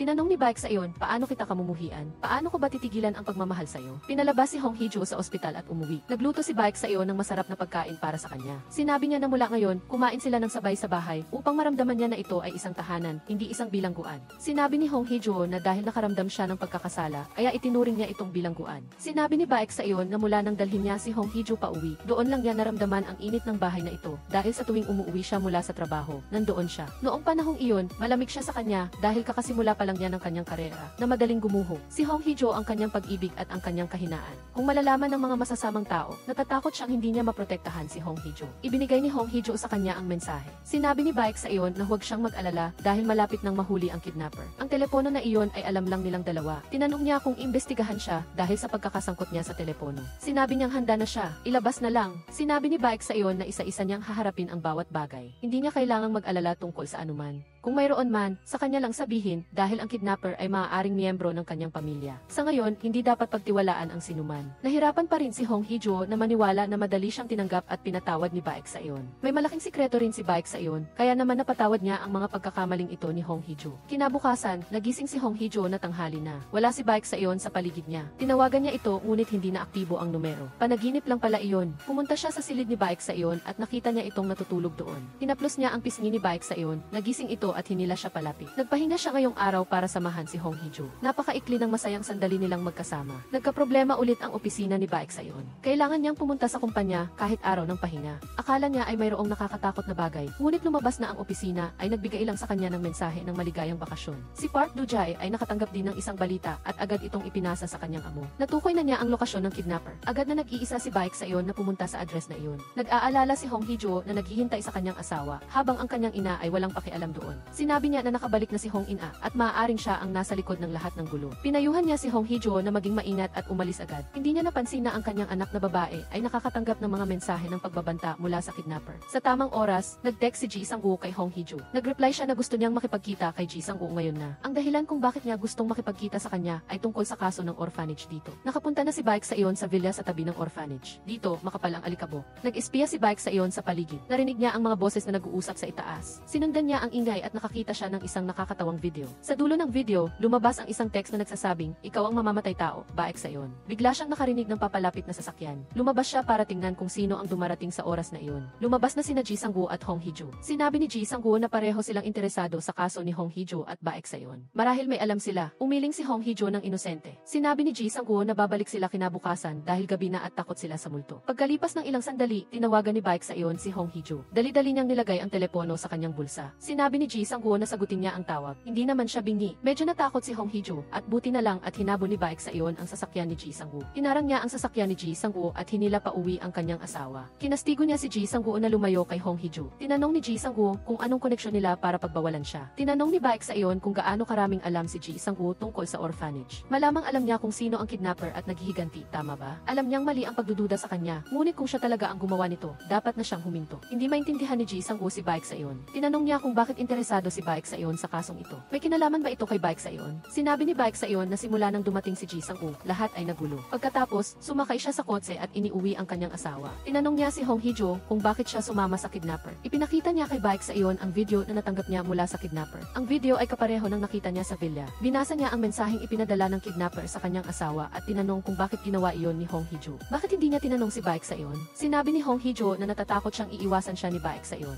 Matapos malaman niya ang tunay na pagkatao ni Baek Saeon, bumalik ang takot na bumabagabag sa kanya mula pa kaninang umaga pagkatapos ng bangungot na iyon. Napakahirap para sa kanya na mahalin ng ganito. Kung umalis si Baek Saeon, paano siya mabubuhay? Niyakap siya ni Baek Saeon para aliwin at tinanong kung paano niya mapaniwala si Hong Hee-jo. Sinabi ni Hong Hee-jo na ilantad lang niya ang lahat sa harap niya. Hindi siya natatakot. Alam ni Baek Saeon na si Hong Hee-jo ay 4-6. Hindi ba siya natakot? Bakit siya matatakot na makita ang tunay na pagkatao ni Baek Saeon? Sinabi ni Baek Saeon na kung may mangyari sa kanya at ang Baek Saeon na kilala ni Hong Hee-jo ay mawala kahit na itapon niya ang kanyang pagkakakilala kilanlan bilang apo ni Baek Jang-ho at anak ng presidential candidate na si Baek Woo-young. Sana tandaan niya ang isang bagay, gusto niyang maalala ng lahat ang Baek Sayon ni Hong Hee-jo. Kinabukasan, pumayag si Hong In-an na bisitahin ang kanyang ama. Lubos siyang nagpapasalamat sa kanyang ama sa pagtulong sa kanya na makatakas kay Baek Sayon. Ang folder na natanggap niya bago ang kasal ay ang resulta ng AFE test ni na Baek Woo-young at Baek Sayon. Hindi sila mag-ama. Sa oras na iyon, kalmado lang ang mukha ng ama ni Hong In-an. Malamang alam na niya ito. Ngunit bakit kailangan pa niyang magpadala ng sulat sa kanya? Direkta naman niya itong masabi sa kanya. Tinanong niya si Jung Sang-hoon kung bakit niya pinaghiwalay sila sa kasal na iyon. Ano ang nakasulat sa kontratang pinirmahan niya kay Baek Jang-ho? May kontrata sina Jung Sang-hoon at Baek Jang-ho. Si Jung Sang-hoon ay isang makapangyarihang mamamahayag sa industriya. Pinoprotektahan ni Jung Sang-hoon ang reputasyon ng pamilya Baek Jang-ho. Bilang kapalit, kailangan ng pamilya Baek Jang-ho na tuparin ang lahat ng hinihingi ni Jung Sang-hoon. Kaya nang gusto ni Jung Sang-hoon na ipapakasal ang pangalawang anak sa halip na ang panganay. Ang pamilya Baek Jang-ho ay napilitang sumunod. Sinabi ni Hong In-an na ang aksidente ng tatlong magkakapatid noon. Nagalit si Jung Sang-hoon ng matagal. Gumawa siya ng ingay na nagpagulo sa lahat at inakala ng marami na ito ay isang insidente ng cattle control. Ngunit nang umabot sa kasukdulan ang investigasyon, huminto siya. Gusto ba niyang huminto o may pumilit sa kanya? Ayaw nang balikan ni Jung Sang-hoon ang nakaraan. Tinanong niya si Hong In-a kung alam na niya ang tungkol sa pagbabanta kay Baek Sayon. Ang kidnapper ay may alam na tungkol kay Hong Hee-jo, kaya alam din nila ang tungkol kay Hong In-a. Lumipas ang isa pang araw. Puno na naman ng mga mamamahayag ang opisina ng tagapagsalita ng presidente. Matapos ang pahayag, maraming mamamahayag ang gustong magtanong kay Baek Sayon. Ngunit nang marinig nila ang kahilingan ng assistant ng tagapagsalita na magtanong lang tungkol sa paksa ngayon. Kung gayon, nawala ng gana ang lahat. Agad na binigyan sila ni Baek Sayon ng isang eksepsyon. Pinayagan niya silang magtanong ng malaya. Lahat ay nagtanong tungkol sa kamakailang pag-atake at pagbabanta. Ipinakita agad ni Baek Sayon ang video na ipinadala sa kanya ng kidnapper. Inaasahan niyang gagamitin ng lahat ang kanilang buong kakayahan para lutasin ang palaisipan. Ang premyo ay isang eksklusibong panayam kay Baek Sayon. Nabigyan si Hong Hee-jo ng posisyon na katabi ni Baek Sayon. Tuwang-tuwa siya, kaya inanyayahan niya ang kanyang dating kasamahan para kumain ng tanghalian. Lahat ay natuwa para kay Hong Hee-jo. Nakita ng lahat na malaki ang ipinagbago niya. Mas naging mature siya at mas gumanda. Iyan ang kapangyarihan ng pag-ibig. Tinanong siya ng kanyang kasamahan tungkol sa insidente ng pananakot at nawala ang kanyang ngiti. Lubos din na nag-aalala si Hong Hee-jo tungkol dito. Buti na lang at tinulungan siya ng kanyang matalik na kasamahan. Bagaman tense ang sitwasyon, hindi nagbabago ang pagmamahala ni Baek Sayon at Hong Hee-jo. Malaki ang pinagkaiba ng kasanayan ni Baek Sayon sa sign language. Sinabi niya na sabay silang kakain ng hapunan ngayong gabi. Masaya rin si Hong Hee-jo dahil malaki ang pag-unlad ng kanyang estudyante. Lumabas siya ng elevator habang sumasayaw pa rin si Baek Sayon gamit ang kanyang mga kamay na mukhang cute. Pagdating ni Baek Sayon sa opisina, nakatanggap siya ng mensahe. May tumawag sa opisina at nagbigay ng mensahe kay Baek Sayon. Maikli lang ang sinabi ng kidnapper, buhay pa siya. Mabilis na natagpuan ni Kang Yaung-go ang lokasyon ng tawag. Ito ay isang tindahan ng pamingwit. Agad na tumakbo si Baek Sayon doon dahil ang may-ari ng tindahan ay siya ring nagpalaki sa kanya. Sa isang mapagpasyang gabi, nakita niya ang isang matandang lalaki na inilulubog ang ulo ng isang batang lalaki. Napakabilis ng tibok ng puso ni Baek Sayon. Posibleng ang taong sinabi ng matandang lalaki sa kanya, ang taong nilunod ay buhay pa. Sa wakas ay nakarating si Baek Sayon sa tindahan. Nakita niyang may kakaiba, kaya dali-dali siyang pumasok. Nasusunog ang tindahan at nakahandusay ang matandang lalaki. Inilabas niya ang matanda, ngunit napakalaki ng sunog kaya nahirapan siya. Kasabay nito, nakarating na si Hong In-a sa bahay ni Hong Hee-jo. Ibinigay niya kay Hong Hee-jo ang resulta ng FIV test. Binasa ito ni Hong Hee-jo, ngunit nanatiling walang ekspresyon. Nagulat si Hong In-a, iniisip na alam na ni Hong Hee-jo ang lahat. Umiling si Hong Hee-jo na nagsasabing wala siyang alam. Ngunit kalmado siya dahil naipahiwatig na ni Baek Sayon sa kanya ang tungkol dito. Sinabi ni Hong In-a kay Hong Hee-jo na magising at huwag nang magpabuyo. Alam niyang pinilit ng ina ni Hong Hee-jo na magpakasal. Ngunit nilinlang sila ng pamilya ni Baek Sayon mula pa sa simula kaya hindi na kailangang manatili pa ni Hong Hee-jo sa kanya. Siya mismo ang hahanap ng mga sikreto ng pamilyang iyon. Sinabi ni Hong Hee-jo na desisyon niya iyon. Hindi siya kapalit ni Hong In-a. Hindi rin siya pinilit ng kanyang ina, kundi siya mismo ang pumili kay Baek Sayon mula sa simula. Hindi lang si Baek Sayon ang may sikreto. Tinago rin niya kay Baek Sayon na nakakapagsalita siya. Pinuri ni Hong In-a ang magandang boses ni Hong Hee-jo. Matagal na rin simula nang marinig niya ang boses nito. Noong bata pa si Hong In-a, hindi niya gusto ang nanay ni Hong Hee-jo. Nagulat din siya nang biglang magkaroon ng kapatid. Ngunit nang marinig niyang tawagin siya ni Hong Hee-jo na ate, nakita niyang cute din ito. Sinabi ni Hong In-a na gustong-gusto niyang marinig si Hong Hee-jo na tawagin siya. Tinanong ni Hong Hee-jo kung sino ang nagpadala ng folder kay Hong In-a. Hindi rin niya sigurado kung sino ang nagpadala, ngunit alam ng nagpadala na hindi pa kakasalan ni Hong In-a si Baek Sayon matapos basahin ito. Mayroong gustong hindi matuloy ang kasalang ito. Sinabi ni Hong In-a na una niyang nakilala si Baek Sayon noong 15 taong gulang ito. Sinabi ni Hong In-a na may anak si Baek Woo-young na 2 taon ang tanda sa kanya at nagkakatabi lang sila ng bahay pero hindi pa sila nagkikita. Nagtataka si Hong In-a kung bakit kailangan nilang ikulong ang kanilang sariling anak. Nag-usap ang magkapatid ng ilang sandali at umuwi na si Hong In-a. Nag-aalala si Hong Hee-jo dahil hindi niya matawagan si Baek Sayon. Tumawag siya sa pulis para mag-report ng nawawala. 6 na oras na ang lumipas pero hindi pa rin siya umuwi. Bago yon, binantaan siya, binomba at itinulak pa sa bundok. Tinanong ng pulis ang pangalan niya at ng kanyang asawa. Dali-dali si Hong Hee-jo na pinutol ang tawag dahil hindi niya alam ang tunay na pangalan ng kanyang asawa. Kailangan niya humingi ng tulong sa kanyang biyenan. Tinanong niya kung bakit ganoon na lang ang ang pagmamahal ni Baek Jang-ho sa kanyang apo. Ngunit bakit ipinahayag lang ito ng 15 taong gulang na si Baek Sayon? Bakit niya itinago ang kanyang tunay na apo at pinalitan ng mas perpekto? Ayaw ni Baek Uyong na marinig mula sa matandang babae. Sinabi ni Hong Hee-jo na 3 taon siyang naging asawa ni Baek Sayon at ngayon lang niya nalaman na hindi ito ang tunay nilang anak. Sinabi ni Shim Kyujin na siya ay kapalit lamang at ganoon din si Baek Sayon. Sinabi ni Hong Hee-jo na hindi ba mahalaga sa kanila si Baek Sayon? Dapat nilang tingnan kung ano ang nangyayari sa kanilang anak. Sinabi ng kanyang assistant na wala pang balita kay Baek Sayon. Nang marinig ito, agad na pinaalis ni Shim Kyujin si Hong Hee-jo. Sumunod ang assistant at ibinunyag ang isang sikreto. Noong bata pa si Baek Sayon, sumailalim siya sa operasyon sa mata. Mula noon, hindi na baliko ang kanyang mga mata. Nang dumating si Peking Baek Sayon sa bahay na ito, para siyang nawawalang ibon na namumuhay ng hindi komportable. Kaya naman labis siyang kinaawaan ng assistant. Sakto naman na tumawag si Ji Sang-woo, kaya dali-dali siyang tumakbo papunta sa ospital. Sinabi ni Ji Sang-woo na pumunta siya sa bahay ng matandang lalaki. Gusto niyang malaman ang tungkol sa insidente sa orphanage. Ngunit nang mabanggit ang villa, pinalayas siya ng matanda sa bahay. Kaya umuwi na lang siya. Habang pauwi, nakita niya si Baek Sayon sa kabilang direksyon. Dali-dali si Ji Sang-woo na nag-uturn. Dahil sa pag-uturn na iyon, naligtas silang dalawa. Hindi alam ni Ji Sang-woo ang relasyon ni na Hong Hee-jo at Baek Sayon. Ngunit nang makita niyang paulit-ulit na tinatawagan ni Hong Hee-jo si Baek Sayon, hindi na siya makapagwalang bahala, kaya tinawag niya si Hong Hee-jo. Matagumpay ang operasyon. Inilipat si Baek Sayon sa isa pang silid para magpahinga. Masakit para kay Hong Hee-jo na makita ang mga sugat sa katawan ng kanyang asawa. Sa tuwing may problema siya, laging nandoon si Baek Sayon. Ngunit kapag si Baek Sayon ang may problema, wala siyang magawa. Napanaginipan ni Baek Sayon ang araw na iyon noong bata pa siya, kung kailan marami siyang nahuling isda. Pagka-uwi niya, nakita niya sina Baek Jang-ho at isang batang lalaki. Tinanong niya ang kanyang ama kung dumating na naman si Baek Jang-ho. Agad siyang sinabihan ng kanyang ama na huwag siyang tawaging di ama. Sinabihan siyang matulog ng maaga at huwag lumabas. Ngunit hindi siya nakinig. Sa hating gabi, lumabas siya ng bahay at nakita ang matandang lalaki na inilulubog ang ulo ng isang batang lalaki. Dali-dali siyang ipinasok ng kanyang ama sa loob ng bahay. Paano pa siya makakatulog pagkatapos ng ganoong eksena? Lalong lumalapit ang yabag ng matandang lalaki. Gustong magtago ni Baek Sayon para hindi siya makita ng matanda. Ngunit nakatayo na ang matanda sa harap ni Baek Sayon. Sinabi ng matandang lalaki na ang kanyang apo ay may sakit. Una, pinatay nito ang maliliit na isda, pagkatapos ay mga pusa, at hindi rin ito pinalampas ang mas maliliit na bata kaysa sa kanya.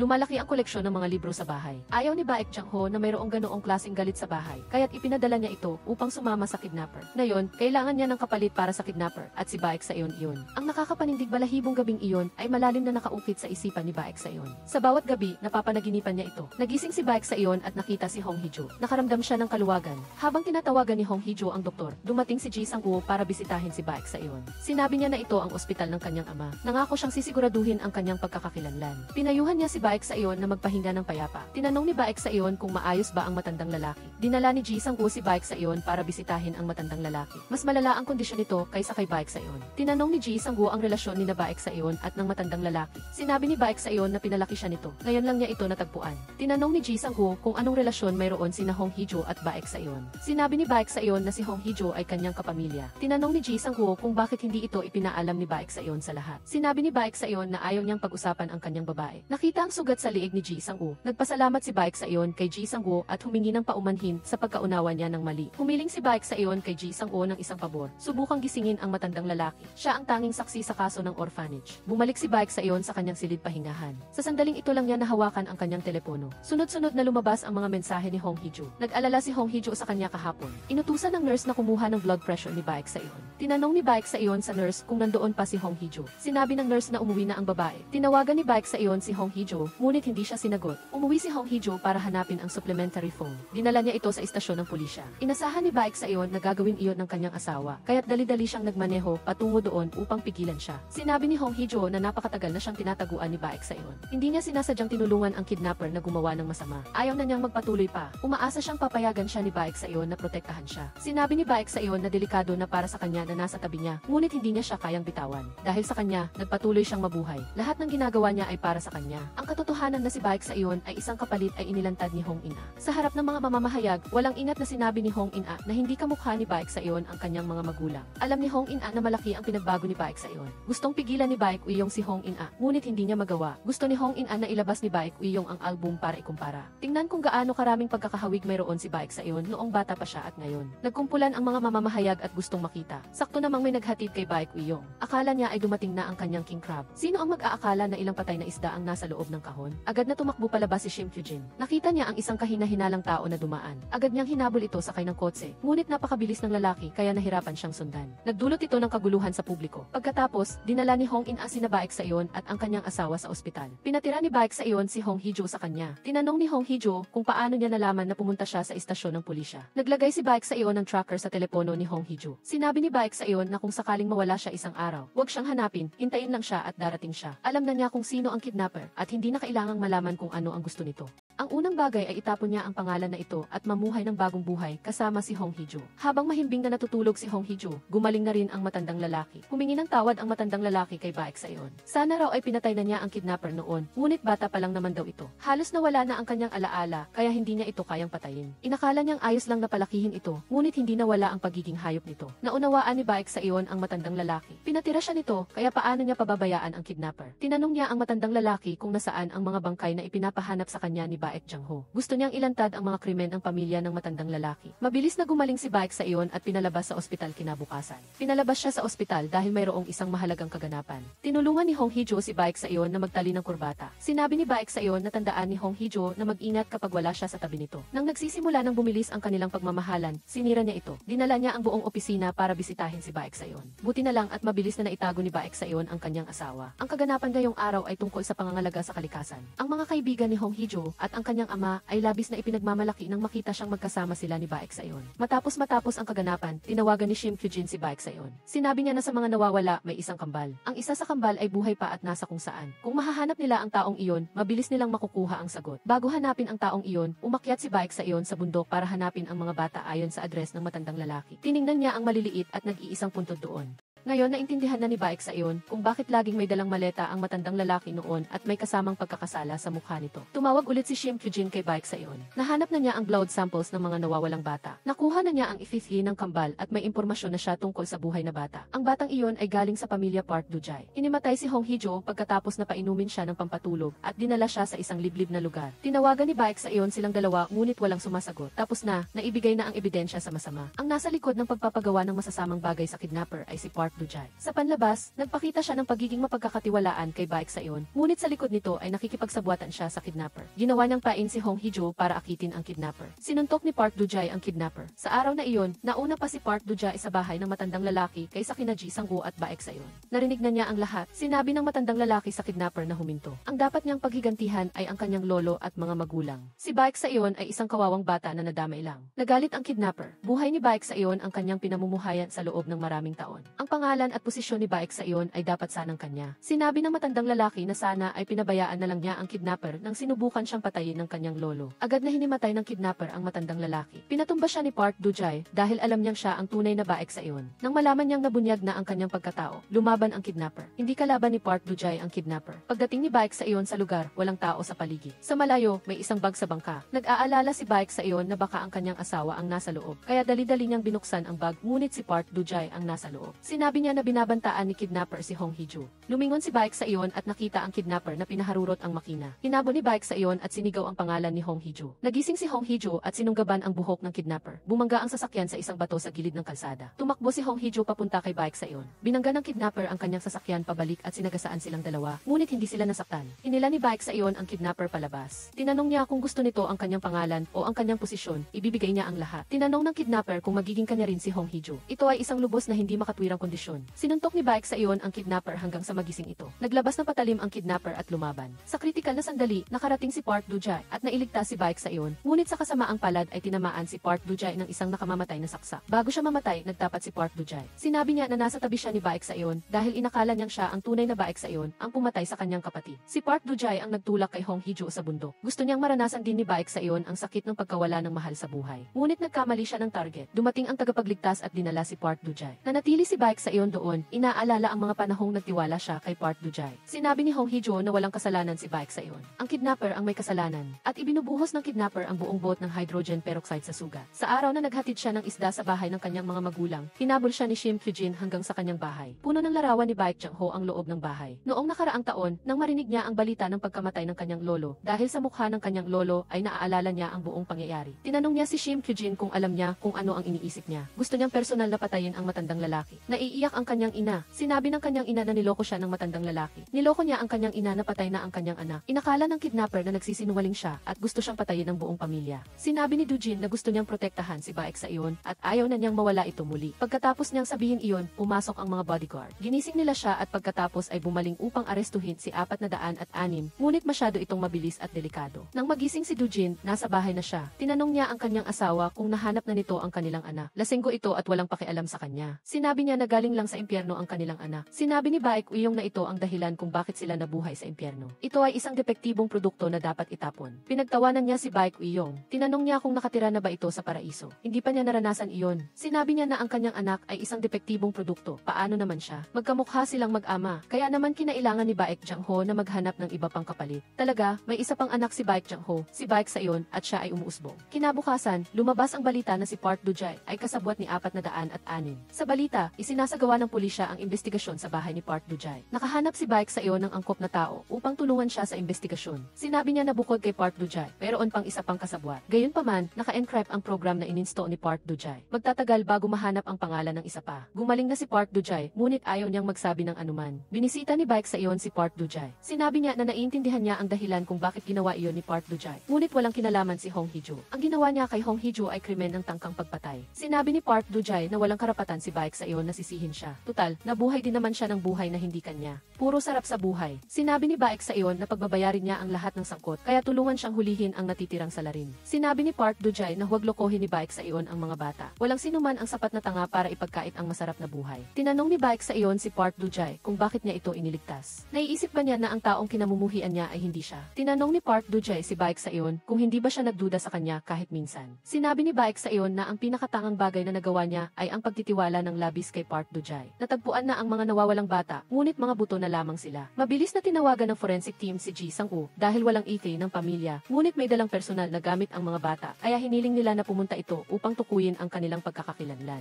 Tinukoy agad ni Ji Sang-woo ang kanilang pagkakakilanlan dahil ang tatlong bata ay matalik niyang kaibigan. Nang gabing iyon, dumalaw muli si Hong In-a sa bahay ng kanyang kapatid. Nang marinig niya na buhay pa si Baek Sa-iyon, may naalala si Hong In-a. Minsan noong bata pa siya, nakita niya ang kanyang kapatid na lalaki na umiiyak ng husto. Tumakbo si Hong In-a upang aliwin ito at nakita ang isang batang lalaki na tumakbo palayo. Akala niya noon si Baek Sa-iyon iyon, ngunit nang una niyang makilala si Baek Sa-iyon, nakita niyang mas matangkad ito kaysa sa batang lalaki. Kaya, ang batang lalaki na nagpaiyak sa kanyang kapatid ay ang tunay na Baek Sa-iyon. Dahil nakita ng kanyang kapatid ang mukha ni Baek Sa-iyon, gusto siyang patahimikin ng pamilya nito. Ang aksidente sa sasakyan ay isang tangkang pagpatay. Habang nag-uusap ang magkapatid, dumating ang ina ni Hong Hee-joo. Nang makita si Hong In-a, nagsimula itong magsalita ng hindi maganda at pagkatapos ay bumaling upang pagalitan ang kanyang anak na babae dahil hindi ito tumutulong sa kampanya. Ayaw maging manugang ng presidente. Paano niya nalaman? Noon, pinakasalan niya ang kanyang anak sa may-ari ng construction company. Agad namang sumagot si Hong Hee-joo sa kanyang ina. Sinabi niya na noon pa man ay sumusunod siya sa kanyang ina dahil mahal niya ito. Naging masunurin siya, iniisip na makakakuha siya ng candy, ngunit wala siyang nakuha ni isa. Pinahirapan siya nito. Sinabi niya na huwag na siyang manipulahin. Hindi rin siya magiging manugang ng presidente. Umalis ang galit na ina. Si Hong In-a, matapos marinig ang pagtatalo ng mag-ina, ay may napagtanto. Alam na niya kung sino ang nagpadala ng resulta ng test noon. Pagdating ni Baek Sa-iyon sa bahay, lumapit si Hong Hee-joo at ibinigay sa kanya ang kanilang kontrata sa kasal. Naintindihan na niya ang mga pahiwatig na sinabi niya sa kanya at siya mismo ang nagpadala ng resulta ng test kay Hong In-a. Sa totoo lang, simula pa lang, siya na ang kanyang asawa. Kapag natapos na ito, si Baek Sa-iyon ay magiging, pakakasalan mo ba ako? Hindi, kapag natapos na ito, magpupropose ako sa iyo. Kinabukasan, pumunta ang pulis sa lugar ni Park Do-jae. 3 sa 4 na nawawalang bata ang nakumpirma ang pagkakakilanlan. May isa pa ring hindi nakumpirma ang pagkakakilanlan. Naghihintay sila ng resulta ng pagsusuri sa SAE ni Park Do-jae at ng batang lalaki. Napatingin si Park Do-jae sa sapatos na may nakaukit na pangalan ng kanyang kapatid at umiyak ng husto. Gusto ni Park Do-jae na hulihin ang salarin upang ipaghiganti ang kanyang kapatid. Dahil sa kanilang kooperasyon, nabuksan ng pulis ang naka-encrypt na file at nagplano silang hulihin si 406. Sa kabilang banda, determinado ang magkapatid na Hong In-a na alamin ang katotohanan. Tinanong nila ang kanilang ama at si Baek Jang-ho kung anong kasunduan ang mayroon sila. Naalala ni Hong Il-kyung ang gabing iyon. Inamin ng matandang lalaki na siya ang utak sa likod ng aksidente sa sasakyan at nagbayad siya sa pamamagitan ng tinapon si Jeong Won-bin kasama si Hong Il-kyung. Kaya itinigil ni Hong Il-kyung ang investigasyon. Ngunit nang marinig niyang buhay pa ang salarin mula kina Hong In-a at na Hee-joo, hindi na mapakali si Hong Il-kyung. Nagdala siya ng baril sa unang anibersaryo ng kamatayan ni Baek Jang-ho. Iniling niya kay Baek Uyong na ilabas ang salarin. Ang salarin ay dumating na roon kanina pa. Habang hindi na unawaan ng lahat ang nangyayari, pinasabog niya ang bomba na nagdulot ng sunog. Pagdating ni Baek Sa-iyon, wala na ang lahat ngunit hindi niya makita si Hong Hee-joo. Binihag ng salarin si Hong Hee-joo. Tinawagan niya si Baek Sa-iyon para hindi na ito maghanap. Sinabi ni Baek Sa-iyon na kung galawin ni 406 ang ang kahit isang hibla ng buhok ni Hong Hee-jo, ipinapangako niyang puputulin niya ito. Walang kinalaman si Hong Hee-jo. Ang gusto niya ay si Baek Sa-eun. Palayain mo siya at mag-usap tayo ng parang mga lalaki. Ngunit ayaw ni 406 iyon. Sinabi niyang malapit na ang turno ni Baek Sa-eun. Ang kanyang tagumpay at pagiging perpekto ay eksakto ang kailangan ni Baek Chang-ho. Kailangan niyang sirain iyon para magbalik si Baek Chang-ho mula sa libingan. Ito ay simula pa lamang ng digmaan. Hindi pa nararanasan ni Baek Sa-eun ang tunay na pagdurusa. Gusto niyang maranasan ni Baek Sa-eun ang parehong pagdurusa na dinanas niya. Habang naghihingalo siya, nakatayo lang doon si Baek Sa-eun at pinapanood siya. Gusto niyang maranasan din ni Baek Sa-eun ang ganoong sitwasyon. Agad na binuksan ni Baek Sa-eun ang lokasyon ng kanyang asawa. Sinabi niya kay Hong Hee-jo na huwag mag-alala dahil darating siya. Sinabi ni Hong Hee-jo na huwag na siyang hanapin. Hayaan siyang protektahan siya kahit minsan. Tandaan mong mahal na mahal kita. Pinabilis ni Hong Hee-jo ang sasakyan at bumangga sa harang. Ang pulisya at mga tagapagligtas ay mabilis na dumating sa lugar. Nang itinaas ang sasakyan, hindi nila nakita ang dalawang tao. Puspusan ang paghahanap sa kanila. Si Baek Sa-eun, na nanghihina, ay nagpatawag ng press conference. Sinabi niya na hindi siya anak ng pamilyang Baek Chang-ho. Ang pangalang ito ay hindi rin sa kanya. Ngunit isang bagay ang totoo, mayroon siyang asawa. Ang kanyang asawa ay kinidnap, pinagbantaan, at itinulak sa bangin. Sa wakas, ipinahayag din ni Baek Sa-eun ang kanyang asawa sa media. Nagmakaawa siya sa lahat na tulungan siyang hanapin ang kanyang asawa. Walang nangyaring aksidente. Sinundan ni Baek Sa-eun ang lokasyon ng kanyang asawa, ngunit wala siyang magawa. Ang kanyang asawa ay nasa ilalim na ngayon ng malalim na dagat. Nakahanap ang pulis ng isang sapatos ni Hong Hee-jo. Naisip niya na dapat silang magsimula ng isang paghahanap. Ang dalawang pamilya ay dumating na rin sa pinangyarihan. Ang dalawang biyenan ay nagkapit-bisig at nagmurahan. Gayunpaman, wala si Dujin doon. Hiniling niya sa pulis na suriin ang mga GC's camera ng punerarya. Hindi nila nakita si Dujin na lumabas sa panahon ng sunog na iyon. Agad na hinanap ni Baek Sa-eun ang video sa sasakyan ni Dujin, ngunit nabura na ito ni Dujin. Hiniling ni Baek Sa-eun sa pulis na i-recover ang video sa sasakyan. Tinanong siya ni Dujin kung ano ang ginagawa niya sa kanyang sasakyan. Sinabi ni Baek Sa-eun na hindi siya dumating sa pinangyarihan noong taon na iyon. Hindi nga niya alam kung buhay pa ito o hindi. Ngunit hindi rin siya nagpatak ng luha. Tinanong siya ni Dujin kung bakit siya kailangang umiyak. Sinabi ng kanyang ama na nahulog sa tubig at nalunod ang kanyang anak. Hinukay ni na Baek Uiyong at ng kanyang asawa ang buong lawa, ngunit wala silang nakita. Ang mga sumunod na taon ay nabuhay si Dujin sa pagdurusa at ngayon ay dapat ding maranasan ni Baek Sa-eun iyon. 4 na araw na ang nakalipas at wala pa ring balita tungkol kay Hong Hee-jo. Nag-aalala ng husto si Ju-ji para sa kanyang kaibigan. Inaliw siya ni Ji Sang-woo ng ilang salita. Ibinunyag niya na si Hong Hee-jo ay marunong magsalita at napakaganda ng kanyang boses. Sa pagdinig nito, gustong-gusto ni Ju-ji na makita si Hong Hee-jo. Gusto niyang marinig ang boses ng kanyang dating kaibigan at hingin ang kanyang tawad sa pagloloko sa kanya. Mabilis silang nagtungo sa pinangyarihan. Doon, handa na ang mga kaibigan ni Hong Hee-jo na hanapin siya. Samantala, si Baek Sa-eun ay nasa tabi ng pulis. Nakakuha sila ng maraming ebidensya sa pinangyarihan. Sinabi ng pulis na mayroong isang dam sa ibaba ng agos, ngunit wala pa rin silang nakita doon. Si Baek Sa-eun ay nagpapahayag pa rin ng pag-asa. Wala pa silang nakitang bangkay, kaya wala pa silang masasabi. Hiniling ni Baek Sa-eun sa pulis na ipagpatuloy ang paghahanap sa sasakyan ni Dujin. Ginaganap niya ang press conference kasama si Baek Uiyong. Ikinuwento ni Baek Uiyong ang tungkol kay Baek Sa-eun na hindi nila tunay na anak. Ayaw nang marinig ni Jang Hyuk-jin ang mga kasinungalingan na iyon. Tinanong niya kung bakit hindi hinanap ni 406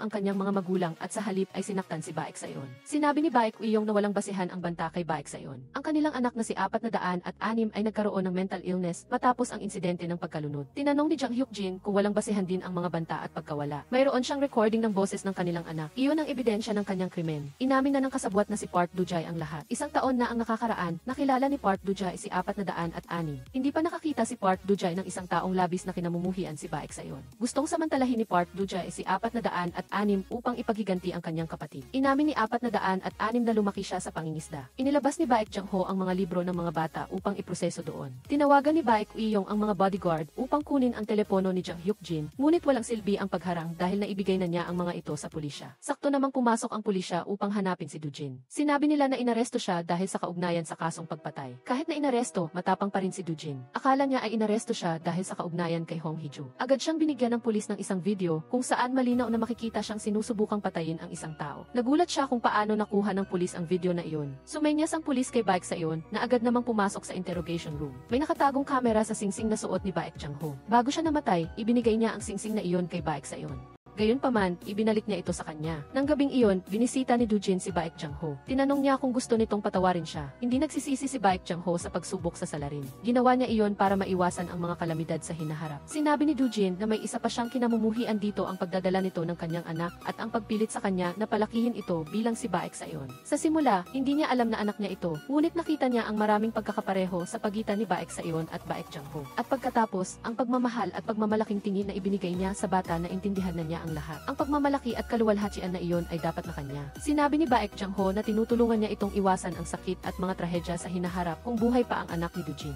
Pangahas niyang tawaging depektibo ang kanyang anak. Galit na pinatay ni Dujin ang kanyang biyenan. Hindi niya alam na may nakatagong kamera sa singsing at ang mahalagang footage na iyon ay tinago ni Baek sa iyon upang ihanda ang oras para ilantad ang mga krimen ng babae. Tinanong ni Dujin si Baek sa iyon kung inaresto niya ito para ipaghiganti ang kanyang ama. Sinabi ni Baek sa iyon na hindi niya ginawa iyon para sa kanyang ama. Iningatan niya ang video para ihanda ang oras para malantad ang kasamaan ng pamilyang ito. Ngunit hindi niya inaasahan na gagamitin niya ito para iligtas ang isang tao. Desperadong hiniling ni Baek sa iyon kay Dujin na sabihin ang lokasyon ni Hong Hee-jo. Sinabi ni Dujin na may isang bagay siyang kinagigiliwan. Ipagpalagay nating kinidnap niya si Hong Hee-jo. Ngunit bakit niya hahayaang mabuhay si Hong Hee-jo? Kung ikaw ako, hahayaan mo ba siyang mabuhay? Sinabi ni Baek sa iyon na hahayaan niya itong mabuhay. Hindi ba nilinlang ka napatay na ang iyong anak at pagkatapos ng 25 taon mo lang nalaman na buhay pa siya? Sa loob ng 25 taon na iyon, napakaraming pagdurusa ang iyong pinagdaanan. Nang tanggapin mo na patay na siya, bigla siyang bumalik. Pagkatapos ng 25 taon ng paghihiwalay, magkikita muli kayo. Siguradong galit na galit ka sa naghiwalay sa inyo. Gagawin mo rin ang parehong bagay sa akin at kay Hong Hee-jo. Umiti si Shim Kyujin nang may kasiyahan dahil si Baek sa iyon ay dumaranas ng matinding sakit. Ngunit hindi nagtagal ang kanyang ngiti nang ipaalam ng pulisya na natagpuan na nila si Hong Hee-jo. Ngunit ang isang masama tulad niya, paano siya madaling matatalo? Bago siya mahuli, ipinasa niya ang otoridad sa kanyang assistant. Kapag may nangyari sa kanya, papalitan siya ng kanyang assistant.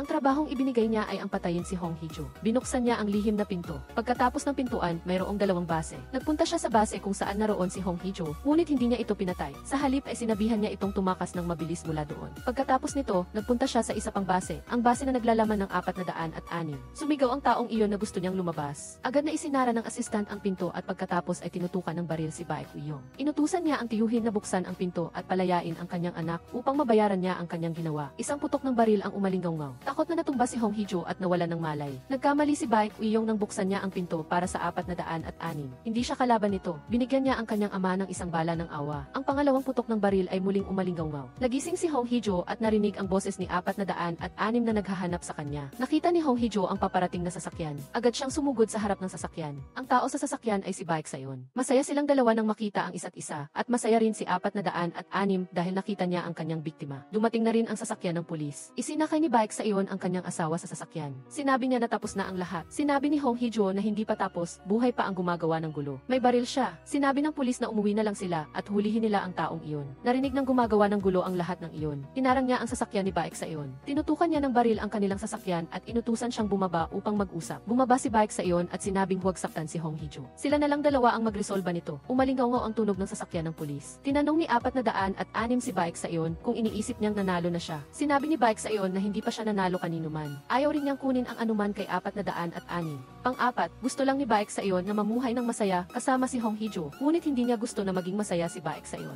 Sinabi niya na mayroong isang malaking lihim na hindi alam ni Baek Sayon. Pagkatapos ay may ibinulong siya sa tainga ni Baek Sayon. Lumuluha si Baek Sayon habang nakatingin kay Hong Hee-jo. Pang-apat, tuwang-tuwa si 06 na tumawa ng nakakaloko kahit na napalibutan na siya ng pulisya. Alam ni 06 na hindi siya makakatakas. Binigyan niya si Baek Sayon ng isang bala. Niyakap ni Hong Hee-jo ang libro ni Baek Sayon. Nang wala na siya, hindi niya alam kung ano ang gagawin. Nagising si Hong Hee-jo mula sa isang bangungot. Matagal nang nawawala si Baek Sayon, ngunit pinapangarap pa rin niya ang gabing iyon. Para bang nangyari lang kahapon. Tinawagan ni Shim Kyujin si Hong Hee-jo upang ipaalam ang isang balita. Ipinahayag ni Baek Sayon ngayong umaga na idonasyon niya ang kanyang minana. Ang mga ari-arian ay ilalaan para sa Kawanggaw. Ang mga pamamaraang ito ay gagawin ng kinatawan ni Baek Sayon. Kasabay nito, bumaba rin siya bilang tagapagsalita. Ang tanggapan ng tagapagsalita ay naghahanap ng angkop na kapalit. Sa kabila ng napakalaking kaganapan, hindi pa rin nagpakita si Baek Sayon. Tungkol naman kay 4.06, matapos paputukan si Baek Sayon, binaril din siya ng pulis. Hindi na mas kakilakilabot pa ang balitang ito para kay Nayori. Ang anak na kanyang ipinanganak na nakasama niya ng ilang taon, naloko ng kanyang lolo na namatay siya, at muli lang nagkita pagkatapos ng 25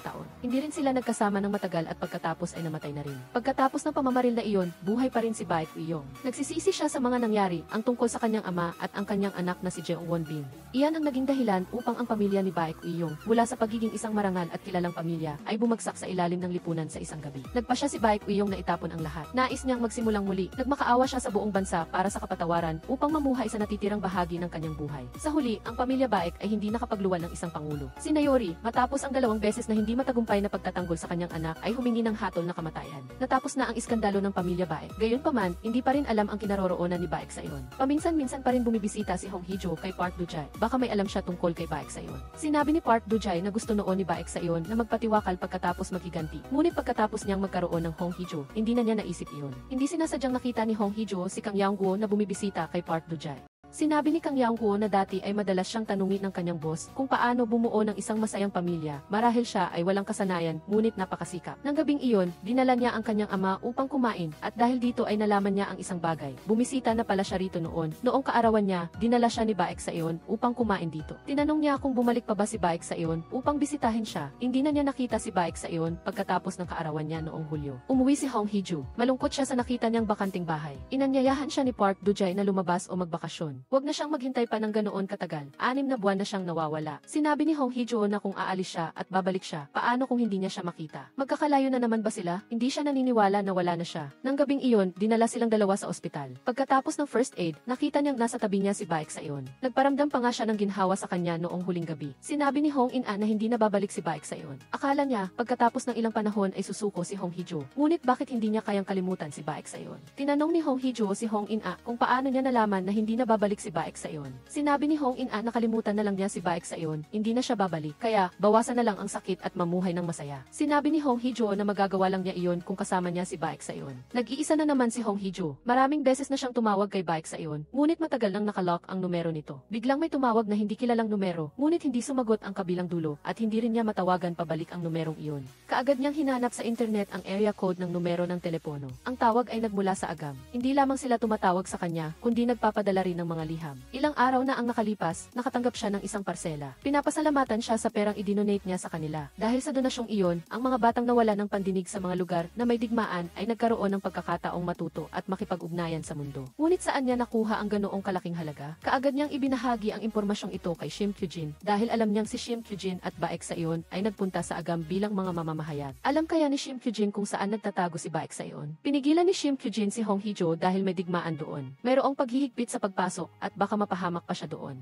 Sinabi ni Shim Kyujin na magkasing pareho lang ang paghihintay sa kanya at ang mababaril doon. Sinabi rin ni Shim Kyujin na gustong-gusto ni Baek sa iyon ang mga litrato ng paglubog ng araw. Habang nasa agam, madalas tumatakbo si Baek sa iyon patungo sa papalubog na araw. May isang napakagandang lugar para panoorin ang paglubog ng araw. Malamang ay malapit lang siya doon. Mabilis na nakarating si Hong Hee-jo sa agam. Ang unang lugar na pinuntahan niya ay ang paaralan na nagpadala ng liham sa kanya. Lubos na nagpapasalamat ang prinsipal sa kanyang kabutihang loob. Dahil sa kanya, na itatag ang lugar na ito. Ang mga batang nawala ng pandinig pagkatapos ng digmaan ay nakakapag-aral. Ipinakita ni Hong Hee-jo ang litrato ni Baek sa iyon sa prinsipal. Tinanong niya kung nakita na niya ang taong ito. Sinabi ng prinsipal na natanggap lamang niya ang donasyon niya at hindi pa niya nakita ang taong ito. Tinanong niya ang prinsipal kung alam niya ang pinakamagandang lugar para panoorin ang paglubog ng araw. Itinuro lamang niya sa kanya ang kapilya kung saan napakaganda ng tanawin ng paglubog ng araw. Gayunpaman, ang lugar na iyon ay kasalukuyang sinasakop ng mga rebelde. Hindi inalintana ni Hong Hee-jo ang panganib at nagpunta sa kapilya at doon siya nahuli ng mga rebelde. Maraming iba pa ang nahuli tulad niya. Dinala si Hong Hee-jo sa kanilang base. Sa daan, ang kanilang sasakyan ay natamaan ng mina. Habang hindi sila nakatingin, dumating ang isang lalaki upang iligtas ang mga bihag. Binigyan ni Baek sa iyon si Hong Hee-jo ng espesyal na pagtrato at pinasakay sa kanyang sasakyan. Hinabol ng mga rebelde ang kanilang sasakyan, ngunit salamat sa kanilang kiprotagonist Aura, nakaligtas silang dalawa. Ang nagligtas kay Hong Hee-jo ay si Baek sa iyon mismo. Sinabi niya na dapat ay hinintay niya lang siya hanggang sa makabalik siya. Bakit siya narito? Dahil sa kanya, lahat ng kanyang plano ay gumuho. Sinabi ni Hong Hee-jo na gusto niyang bumagsak ito palagi. Plano? Ano ba ang nasa plano nilang dalawa? Dati, balak niyang diborsiyuhin siya, ngunit nabigo ang kanyang plano. Mahal niya si Baek sa iyon at hindi niya maiwanan, kaya naman naglakbay siya upang hanapin siya. Sinabi ni Baek sa iyon, bakit ka napakabobo? Paano mo nasabing hindi ka mabubuhay kung wala ako? Tinanong ni Hong Hee-jo kung ano ang sinabi ni 4.06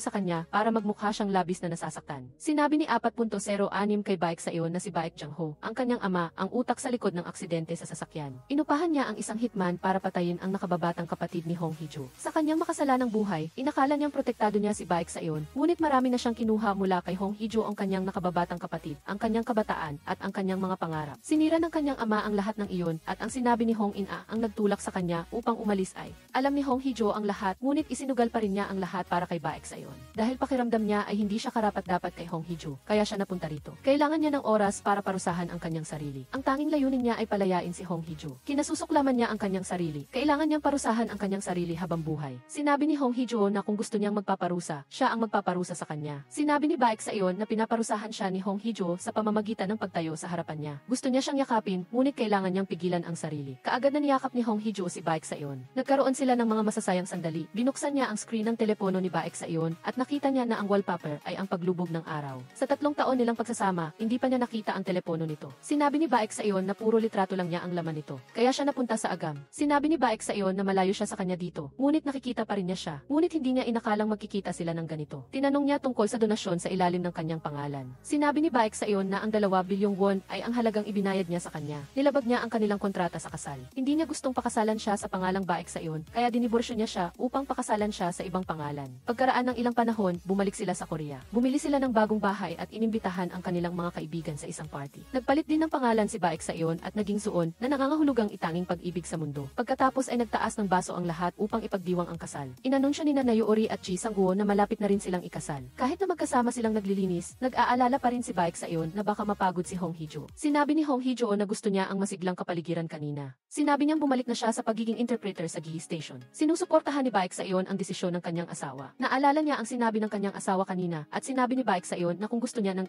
masiglang atmosfera, kailangan niyang makahanap ng mga miyembro. Kinabukasan, bumalik si Hong Hee-jo sa bahay ng kanyang ina. Mag-isa siyang pumunta dahil sa takot na hamakin ng kanyang ina si Baek Saeon. Sinabi niyang gusto niyang magparehistro ng kasal kay Baek Saeon. Sinabi ng kanyang ina na siya mismo ang nagsabi sa kanya na magdesisyon ng mag-isa at isinugal pa niya ang kanyang buhay sa isang lugar ng digmaan. Pinakasalan niya si Baek Saeon nang hindi sinasabi sa kahit kanino. Sinabi ni Hong Il-kyung na hindi pa niya nakitang ngumiti ang kanyang anak. Tingnan mo, ngayon ay masaya na siyang nakangiti. Hinawakan niya ang kamay ni Hong Hee-jo at binati siya ng kaligayahan. Pag-alis ni Hong Hee-jo, nakita niya si Hong In-a. Humingi siya ng paumanhin kay Hong In-a dahil hindi niya sinabi sa kanya ang tungkol sa kasal. Hindi niya alam kung paano magsimula. Sinabi ni Hong In-a na simula nang magkita muli sila. Sinubukan niyang maging malapit kay Hong Hee-jo. Humingi siya ng paumanhin kay Hong Hee-jo sa pagpapahirap sa kanya sa mahabang panahon. Ayaw nang balikan ni Hong Hee-jo ang nakaraan. Ang pagkalubog sa nakaraan ay nagdudulot lamang ng sakit. Dapat kalimutan na rin niya ang nakaraan. Sinabi ni Hong Hee-jo na napakasaya niya ngayon at karapat-dapat din si Hong In-a sa ganoon. Nagbalik si Hong Hee-jo sa set ng pelikula para magtrabaho at si Baek Saeon ay nagtrabaho na rin. Siya ngayon ang negotiator ng Ministry of Foreign Affairs. Kasama niya ang kanyang mahusay na assistant na si Park Do-jae. Medyo mapanganib ang trabaho ni Baek Saeon. Nag-aalala si Hong Hee-jo at tinawagan siya, ngunit hindi niya sinagot. Nagkasignal lang siya ng gabing-gabi na. Hiniling niya na umuwi kaagad siya sa kanya. Sa huli ng pelikula, magkahawak kamay silang dalawa at masayang naglalakad tulad ng ordinaryong mag-asawa.